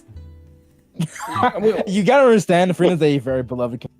So Yeah. shitting on her at any point is just going to hate on Yeah. you like crazy. Even if shitting, you will get fucked up. People send death threats, by the way. That's What? crazy. And the funny part Yeah. about that too, by the way, Doug, I just want to say this. I've come to the realization that majority of characters, they just understand that you press Q and get a buff. They don't understand how it works at all. Oh no. So to combat you, for them to combat you on your Furina slander is. I don't mean, know I if you can literally tell, but- explain how fanfare generation works. I feel like most people just didn't watch the video. They just commented and left. They heard Yeah, they what- saw that you were hitting on Furina. I'm like, nah, not. Nah, you evil. Okay, is there anything more to say? Like Furina's. I will say that her vertical investment, just to mention it, is very good. Well, Yes, C1 C1 and could be C2. really nice. Oh, I C1 and C2 could be I actually really want to talk a little bit about this because I think recently, yes, since Escoffier, her C1 has been better than her C2. Yeah, true. We nice. said Wasn't it- this. In my opinion, in my opinion, it was almost always better, was it not? I think. Okay, so basically how it works is C1 is like a universal unconditional damage increase Yeah, because you just get yeah. more damage percent. C2 is really, really good in two circumstances. Circumstance 1, when your healer is horrible. So, for example, Yeah. in Alhaitham Quick Bloom, like Shinobu is your only healer. She sometimes kills herself. The C2 just makes you like average full fanfare. Can I Which say is the really other insane. one? And yeah, sure, go ahead. You know exactly what the other one is. The other one is when Yeah. she's doing a lot of damage, so that damage is increased. Exactly. Yeah, Yay. yeah. I mean, that's And- the scenario. aka Neuvillette. So yeah, with Neuvillette, a yeah. good healer, and in teams where Furina does no damage, let's say when she uses Tenacity for Skirk, like C1 is just better because it's a just more damage bonus. C2, you don't need quicker stacking fanfare because Escoffier is a great healer. You have full fanfare instantly anyway. So, and she doesn't do damage, so C2 doesn't do much. Yeah, and C1 is better because it increases the cap. Yes. Yeah, that too as well. I always just felt like from the get-go that C2, there were just some teams that wasn't as worth as much, and for that reason, C1 was always just a better thing to go for, rather than trying to get C2. Yeah. That was always C2 my was opinion. really good for like Neuvillette and Alhaitham, which Neuvillette, yeah, bad at characters. Thing of C2 with team-wide healers is I can just put them up there. Stacking even faster, so you get more damage on Furina overall, even with team-wide healers. You stack the overstacking more, basically. Well, we covered the last characters very extensively. The extension of the part was a very good idea. Yeah. Imagine if we had to sit down for like 7 hours last Saturday. Yeah, the episode is 5 hours long now. Because better units are used more. We have more experience. We have more things to talk about. I kind of want to have y'all's opinions on what Boomy asked. Is Neuvillette dog shit without Furina? That's all take. Yeah. My take is kind of yes. Yes. Like he has teams, but like they aren't. Yeah. He's like Neuvillette. I mean, Furina does so much for Neuvillette, not only just buffing, but also a shit ton of sub DPS damage that not having Furina just hurts him. Yeah. Is this best no Furina team gonna be Aino, Lauma, and Nefa? Wheelchair. Probably yes. The not crying wheelchair. Or is it just? Or is it? Wait for it. Fucking Mavika, Silali, Xilonen. At that point, Jello back-chested that. Like Jello said that like Mavika, Sidlali, Xilonen was Neuvillette's best team and that it was insane and.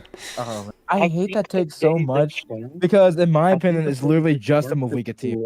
Better than Aino in that slot. Aino till C6 doesn't do anything, and her C6 is only to the on-fielding, which Neuv doesn't get anything from it. It's only really the Hydro Resonance, and that's it. So I'd say that the Xilonen could potentially be there because it also buffs in Ephra with the Shred. Oh yeah, no, Xilonen's better. So it would just be Aino, Lauma, Xilonen. There we go. Wait, no, not Aino. What am I saying? Nefa, Lauma, Xilonen. Yes, Aino, please. Yeah. That's all. But like, I remember on a post about 5-star units for Alliance on other 5-star units, and I was like, one of the parts I put Neuvillette without Furina might as well play Hyperbloom. And low key, it will be real. Yep. Yeah, it will. For real. That's actually really funny. Yeah, I mentioned as like a Inefa Lauma thing. Like you remove Furina, you put in a Shredder. That's really funny. Yeah. Okay, we are 2.5 hours in. We should go to the final characters, which is, I guess we can start with Silali. Wait, what is her position? Third or second? She's the third. Okay, we're in the top 3. Sitlali. Wake up.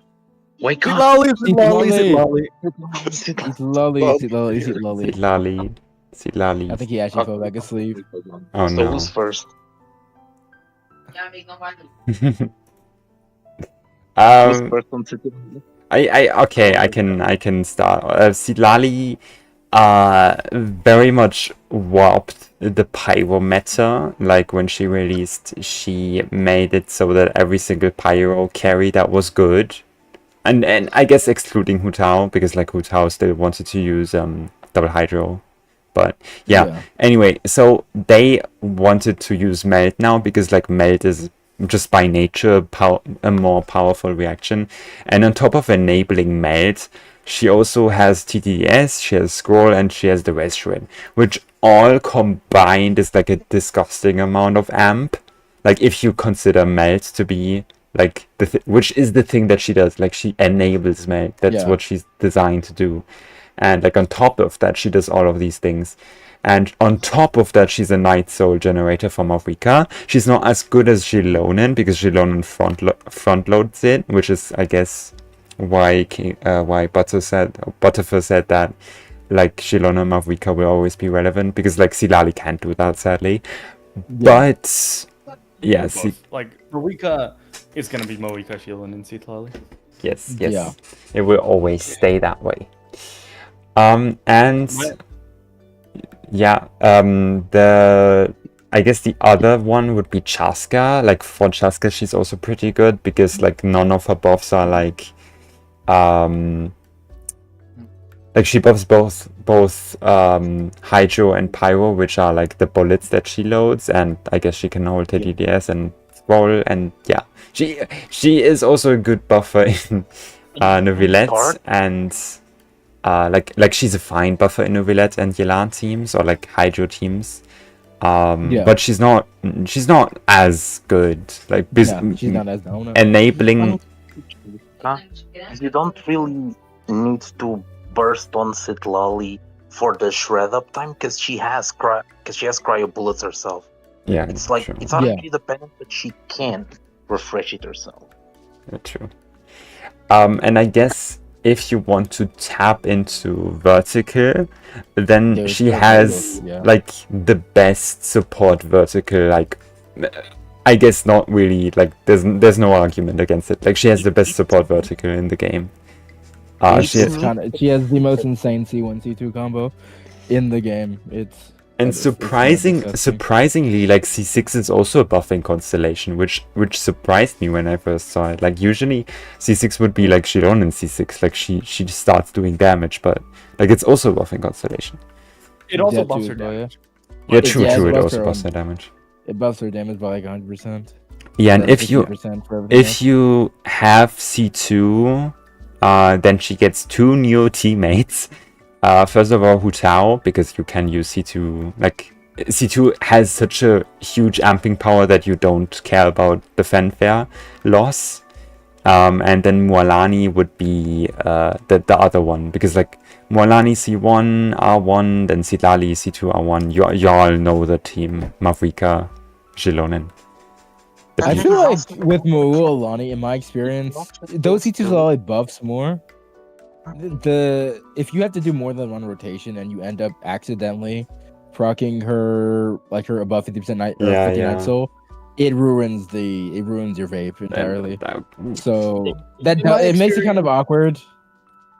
It's a C2 Mualani thing, because with C2 Mualani, your hits are like, instead of once every 3 seconds, it's once every 2 seconds, which lines up perfectly with Citlali and with Mavika.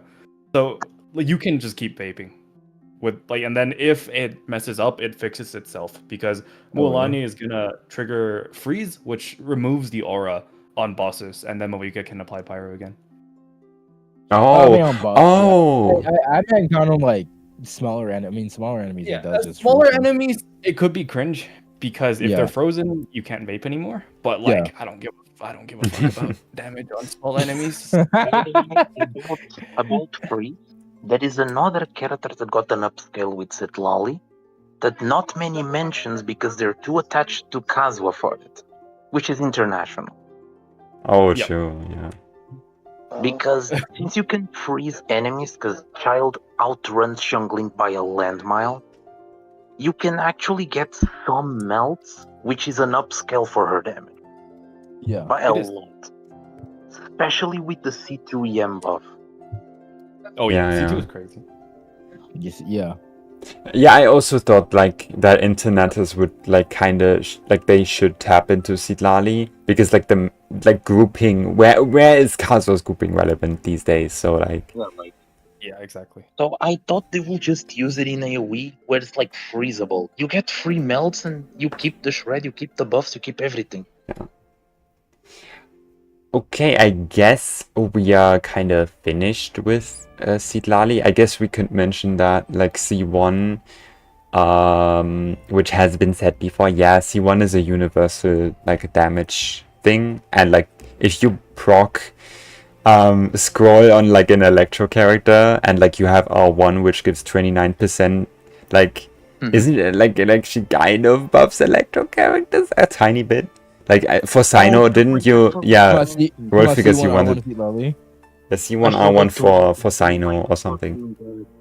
Oh, Till Lauma comes out, D2 Citlali is basically the 2-ghost support for Whale Sino. It is so fucking stupid.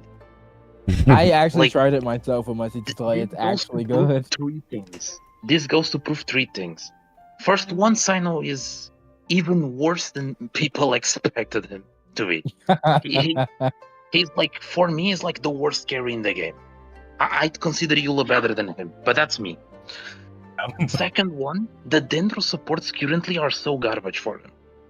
Or just don't scale very well with him. And the third one, Overload is tied to 2 Forters, that's why it doesn't have vertical. So Citlali C2 ends up better. Yeah. Yeah. Very So, like, interesting. And no, there's another one. Stein signature works with her C2. Oh, true. Because, like, past that, she doesn't do anything. No shred to him. It's only really the C1 quills and the C2 250 EM. And the That's scroll. And the R1. 29% Yeah, the signature. damage and scroll. Yeah, that as well. But, Okay. like, how the fuck is a cryo unit his whale support to go? Yeah, that's pretty funny. Okay. We should move on to Mavika and Bennett, which are the last 2 characters, which got an SS on our list, but like Silali was 4.9, so I will include her in SS. Mavika, who wants to start talking about Mavika? Okay, I want to say, I don't agree with Bennett being next to Mavika. Like, Bennett is not. I'm sorry, because. Okay, can we just talk about these two at the same time? Yeah, sure. Yeah. Yeah, so basically, I want to give a case for why Mavika, like, Bennett is not on the same level as Mavika or any of the couple previous characters we talked about. Bennett, what is its best team? Mavika Melt. By a landslide, it's not close. And, yeah, so Mavika is worth more than Bennett in that team, obviously, because Mavika, you can just swap Bennett out for, like, Yansan, for, like, Sucrose or something.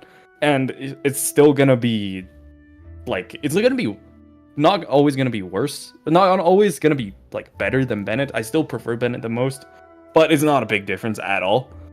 And if there's a common argument, it's kind of been true since day one, but, like, it's just not relevant recently, is that every attack scaling character is balanced around having Bennett. That's why he is so broken. And true, but we don't really have, like, other good characters that really want Bennett anymore. Kinnick, I would. Let me finish. Okay. So I would say the second best attack scaling DPS that, like, is okay. It's probably Veresta on it, actually. Other than Skirk, who is, like, completely removed from anything not Cryo Hydro, it's probably gonna be Veresta. Veresta can use Bennett, but you know who else she can use? Mavika. And Mavika's better. Not by much, but she's better.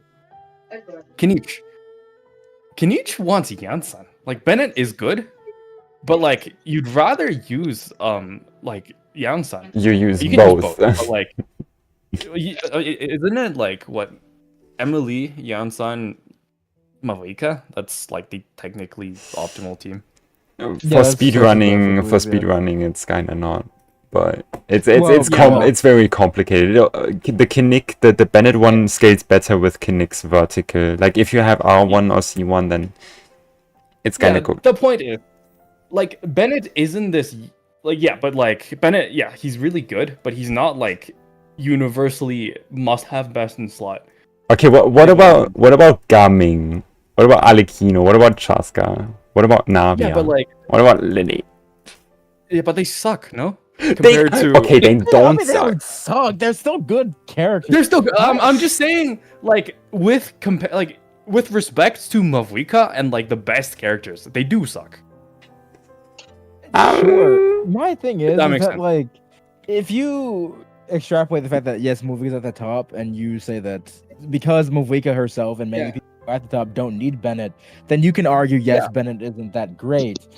But if you look at it from the standpoint of a large portion of the characters in the game still like to benefit from Bennett, I agree with that. It's kind of hard to argue that Bennett isn't that Yeah, good or as good. Like, as I you still, say. what did I give Bennett? I still gave him a, let me see. Bennett, so I still give him a 4.8. So like I do believe he's like an S+ tier character still. It's just I don't think it's reasonable to say because all the attack scaling characters are balanced around having Bennett that he's as good or better than Mavika. That's just like not really true. What about wait, are you finished? Sorry.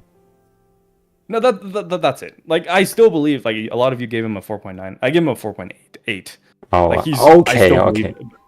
Like Bennett's still crazy good. I still have him like as one of the best characters in the game. This is just my case for why I don't think he's on the level of Mavika. Oh, what do you? Don't go around.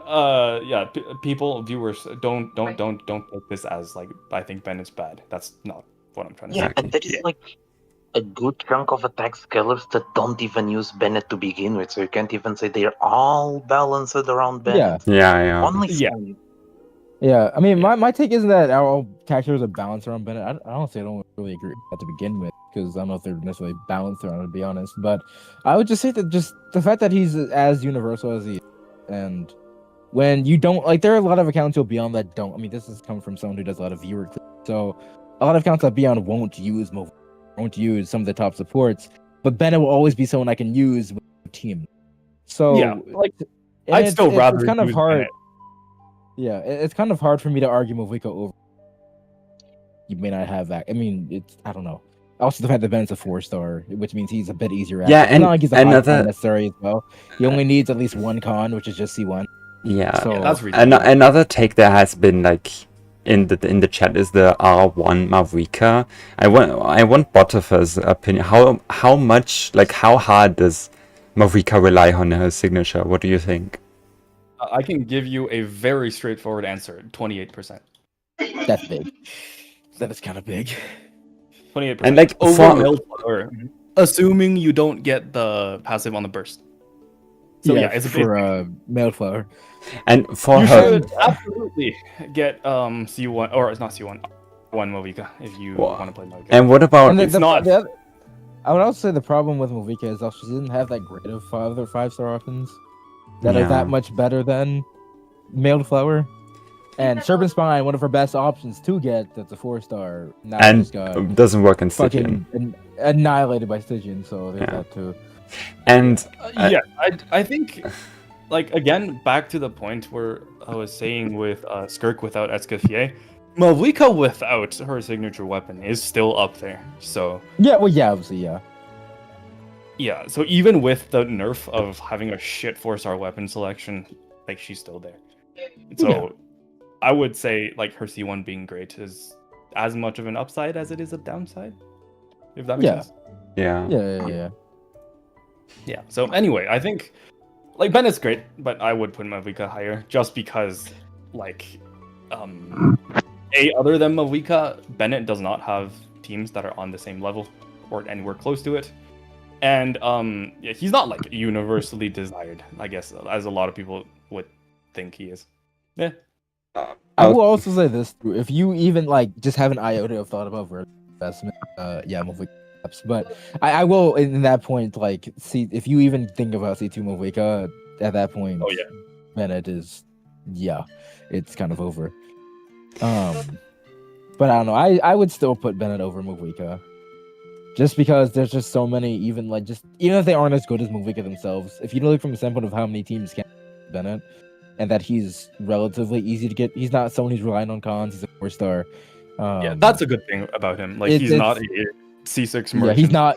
Yeah, he's not Xiangling or Xingqiu or need a C6 to work properly. Yeah. C1 Bennett. I don't know. Very strong. Yeah. Wait, I didn't even activate present mode. Oh, Oh, this looks a lot better. Okay, now people can screenshot. Oh, we should adjust the tiers now. Okay, what was the hottest? Nahida, we should bump Nahida down to. Oh, they need to go down, yeah. Down, Probably like and I think bottom of A. if we want to, Lowest A? Not low, No, like bottom, but let me tell them like a bit above. Okay, Like maybe okay. like But Above Sino in above. the bottom Like of the here? bottom, please. Actually, maybe below. I think like below Xiao, maybe. Maybe like Xiao. here. Rosaria is a Mavika driver too, so like can be used by Mavika. you So could say, yeah. I think post like 6.0. No, actually, the back. I'm thinking of me having C2. I think that's actually. oh the no, opposite. Never mind. I was gonna say that like She with gets like above, but- Loma, but no, she doesn't. She Loma replaces her. yeah, So yeah, never mind, that's pretty sad. Yeah, also Yeah, yeah. C1, like she would be really good in like Bloom teams. I guess about Lauma and Nahida, like they would work in Bloom teams really well together with Nilu, but you need a healer. So yeah, you would rather like because of Aino enabling the not cry resonance thing, and like that's so if you true, I care didn't think about about if you care about Lauma's damage, then you want to use Baiju. Oh no. But yeah, so Yeah. just pull for C1 Lauma. That's the sad solution I will give. Like if you want to include, one Lama heal. yeah, like For you. it's Sucks. peak early corn bait. So if you have C2 Nahida Yeah. and C2 Nilu, you probably need C1 Lauma. Sadly, unless you play Kokomi, I guess. Yeah. Anyway, let's adjust more things. Are we happy with the C tier? As it is. I mean, like if we're not looking at Lauma, I mean, But him low. But him low. Let's I know. I mean, I think Sano's fine where he is. I don't know. Sino is. I don't know.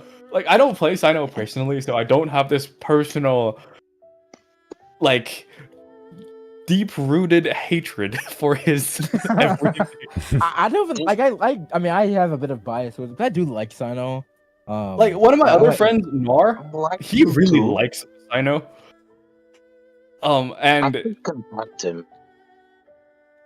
so yeah, he and like Raulfigas is like the two polar opposites of the Sino main. Oh, Two no. polar opposite psyches of the Sino main. One full of hope, full of life. The other full of the other Yin and Yang. devoid of life, full of I don't know nihilism. Yeah. The thing is, I like Sino myself a lot. It's like one of my favorite 5 stars in the game, but I cannot say anything positive about this character ever.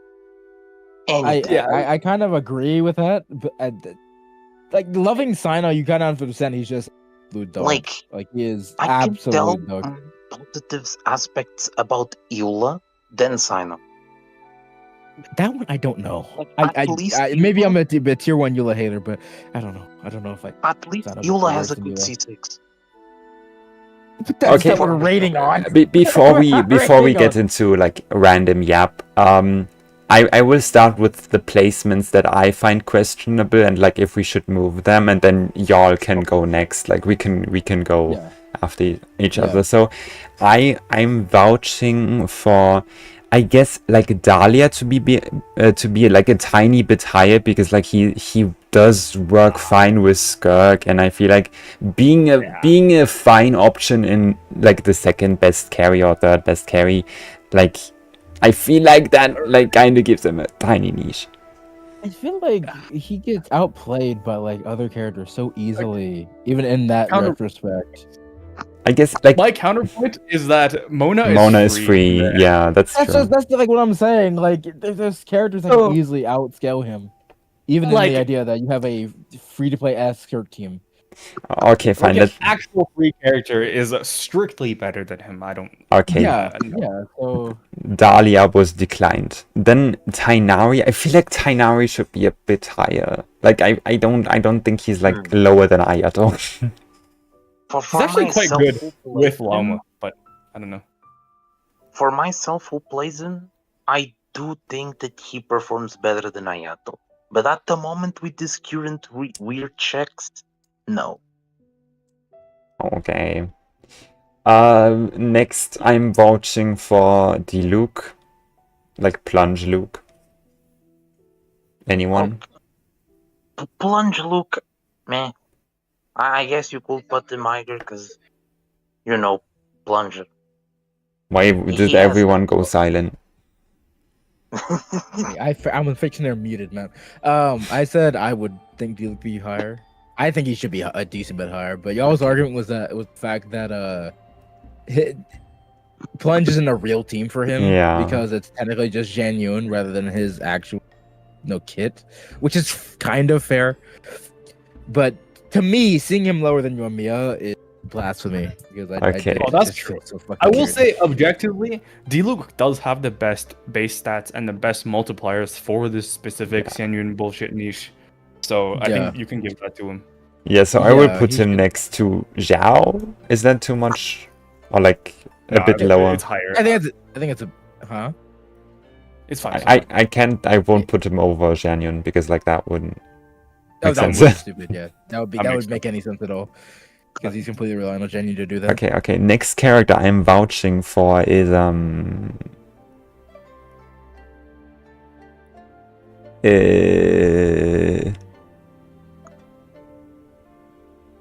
I feel like this is fine. Okay, next person.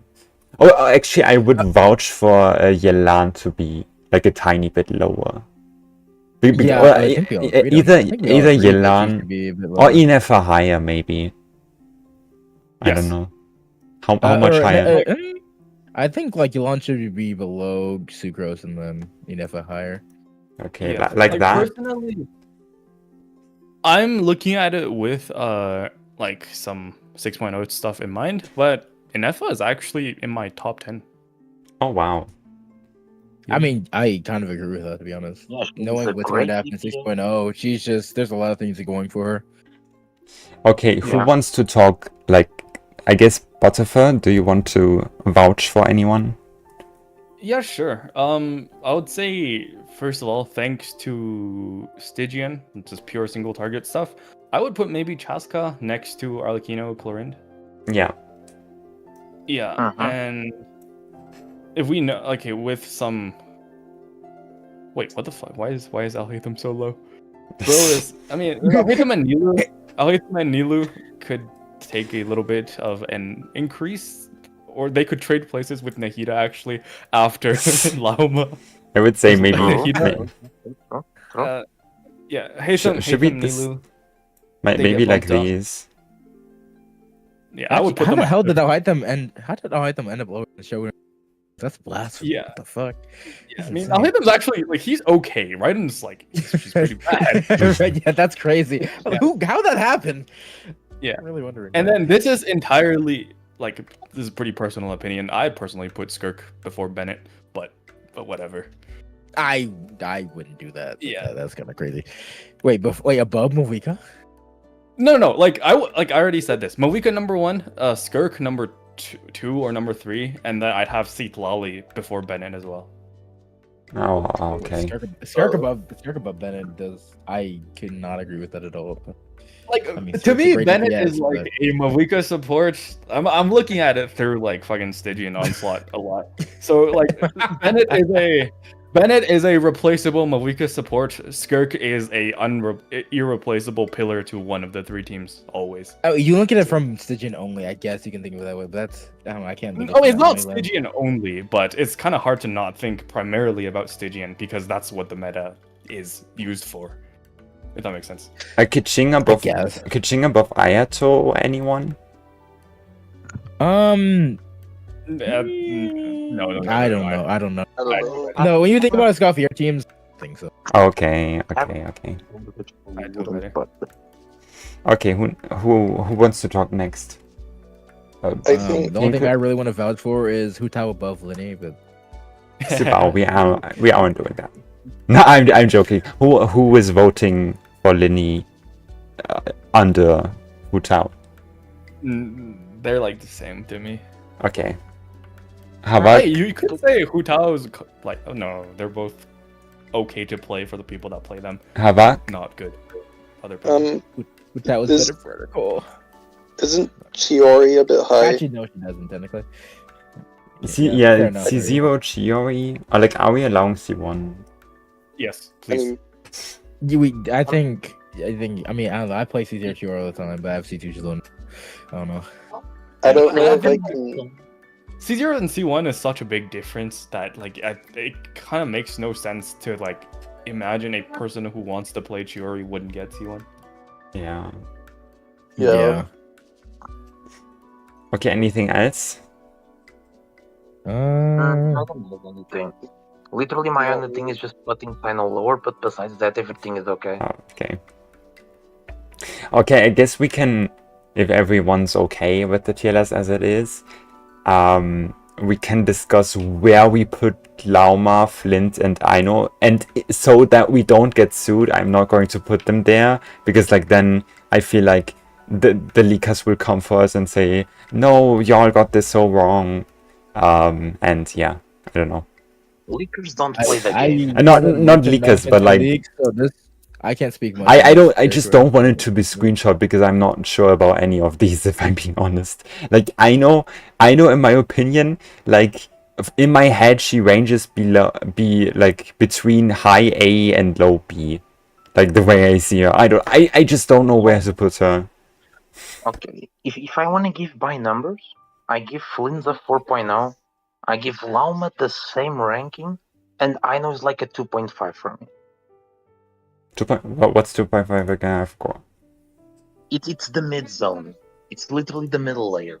Oh, Bro okay. made the system to get remember how it But- works. But isn't like that would be like The middle is actually 3. Flint and Lauma are Ayaka tier. Like in your opinion. I mean, from the way Butterfer talked, Yeah, it seemed like Butterfer Flint is made a lot higher than that, like above Varessa level. Yeah. I mean, like, we don't know yet, because we're only, like, what, 2 weeks into the beta? But, We all know the From- numbers. like, from, I only know the R1 numbers. I don't know what the R0 numbers are like. But with R1, she is better than Varessa R1. At Yeah. R0, I don't know. I think it's also hard to say without actually playing them in the content that we have. Yeah. Because- Also, Yeah.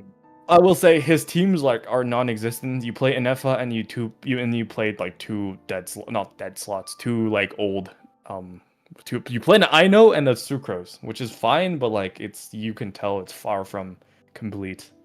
Oh, Wait, okay. You don't play alone with them at all. First, It's worse than Sucrose, so why would you play Llama with him? Well, I mean, I don't know. I'm asking the question. Oh, I Oh haven't- wait, do we? I haven't looked into leaks at all, so Wait, we Oh, shouldn't. okay. We should bump up Inefa because like Flint's isn't worse than Inefa, right? Like Inefa is kind of Oh, goated. yeah. If you consider Flynn's, you would bump up an F, yes. I would put. I'm I'm not sure yet, but my guess is that I'm gonna put Flynn's ahead the same way I'd put Skirk ahead of Escoffier. But that could be wrong. Like he could be less good than Inefa, Okay. I guess, if that makes sense. I don't know. I think like Flint's is looking too tied to. I feel like he's more tied to Inefa than Skirk is tied to Escoffier. And I feel like that's Is that true? I That's don't kinda know if scary that's if it's true. true. like I don't Flip think said that. I think it's just maybe it's because like Flynn has even less options. I Yeah, don't know. Which basically means it could change over time. As we get further into Nakara, he could get more at work. So, Same kind of goes for I'm- Skirk too. No one even thinks about that either. yeah, He's I'm very second- positive about Flynn's. He will be fine. Like he will be very good. Yeah, he will at least be Natlan level and probably be higher than Natlan level, which is sad because like power creep and stuff. But yeah, Yeah, I mean His it just second happens. electro options are extremely scuffed to the point where C6 Sarah is competitive. no. Oh god.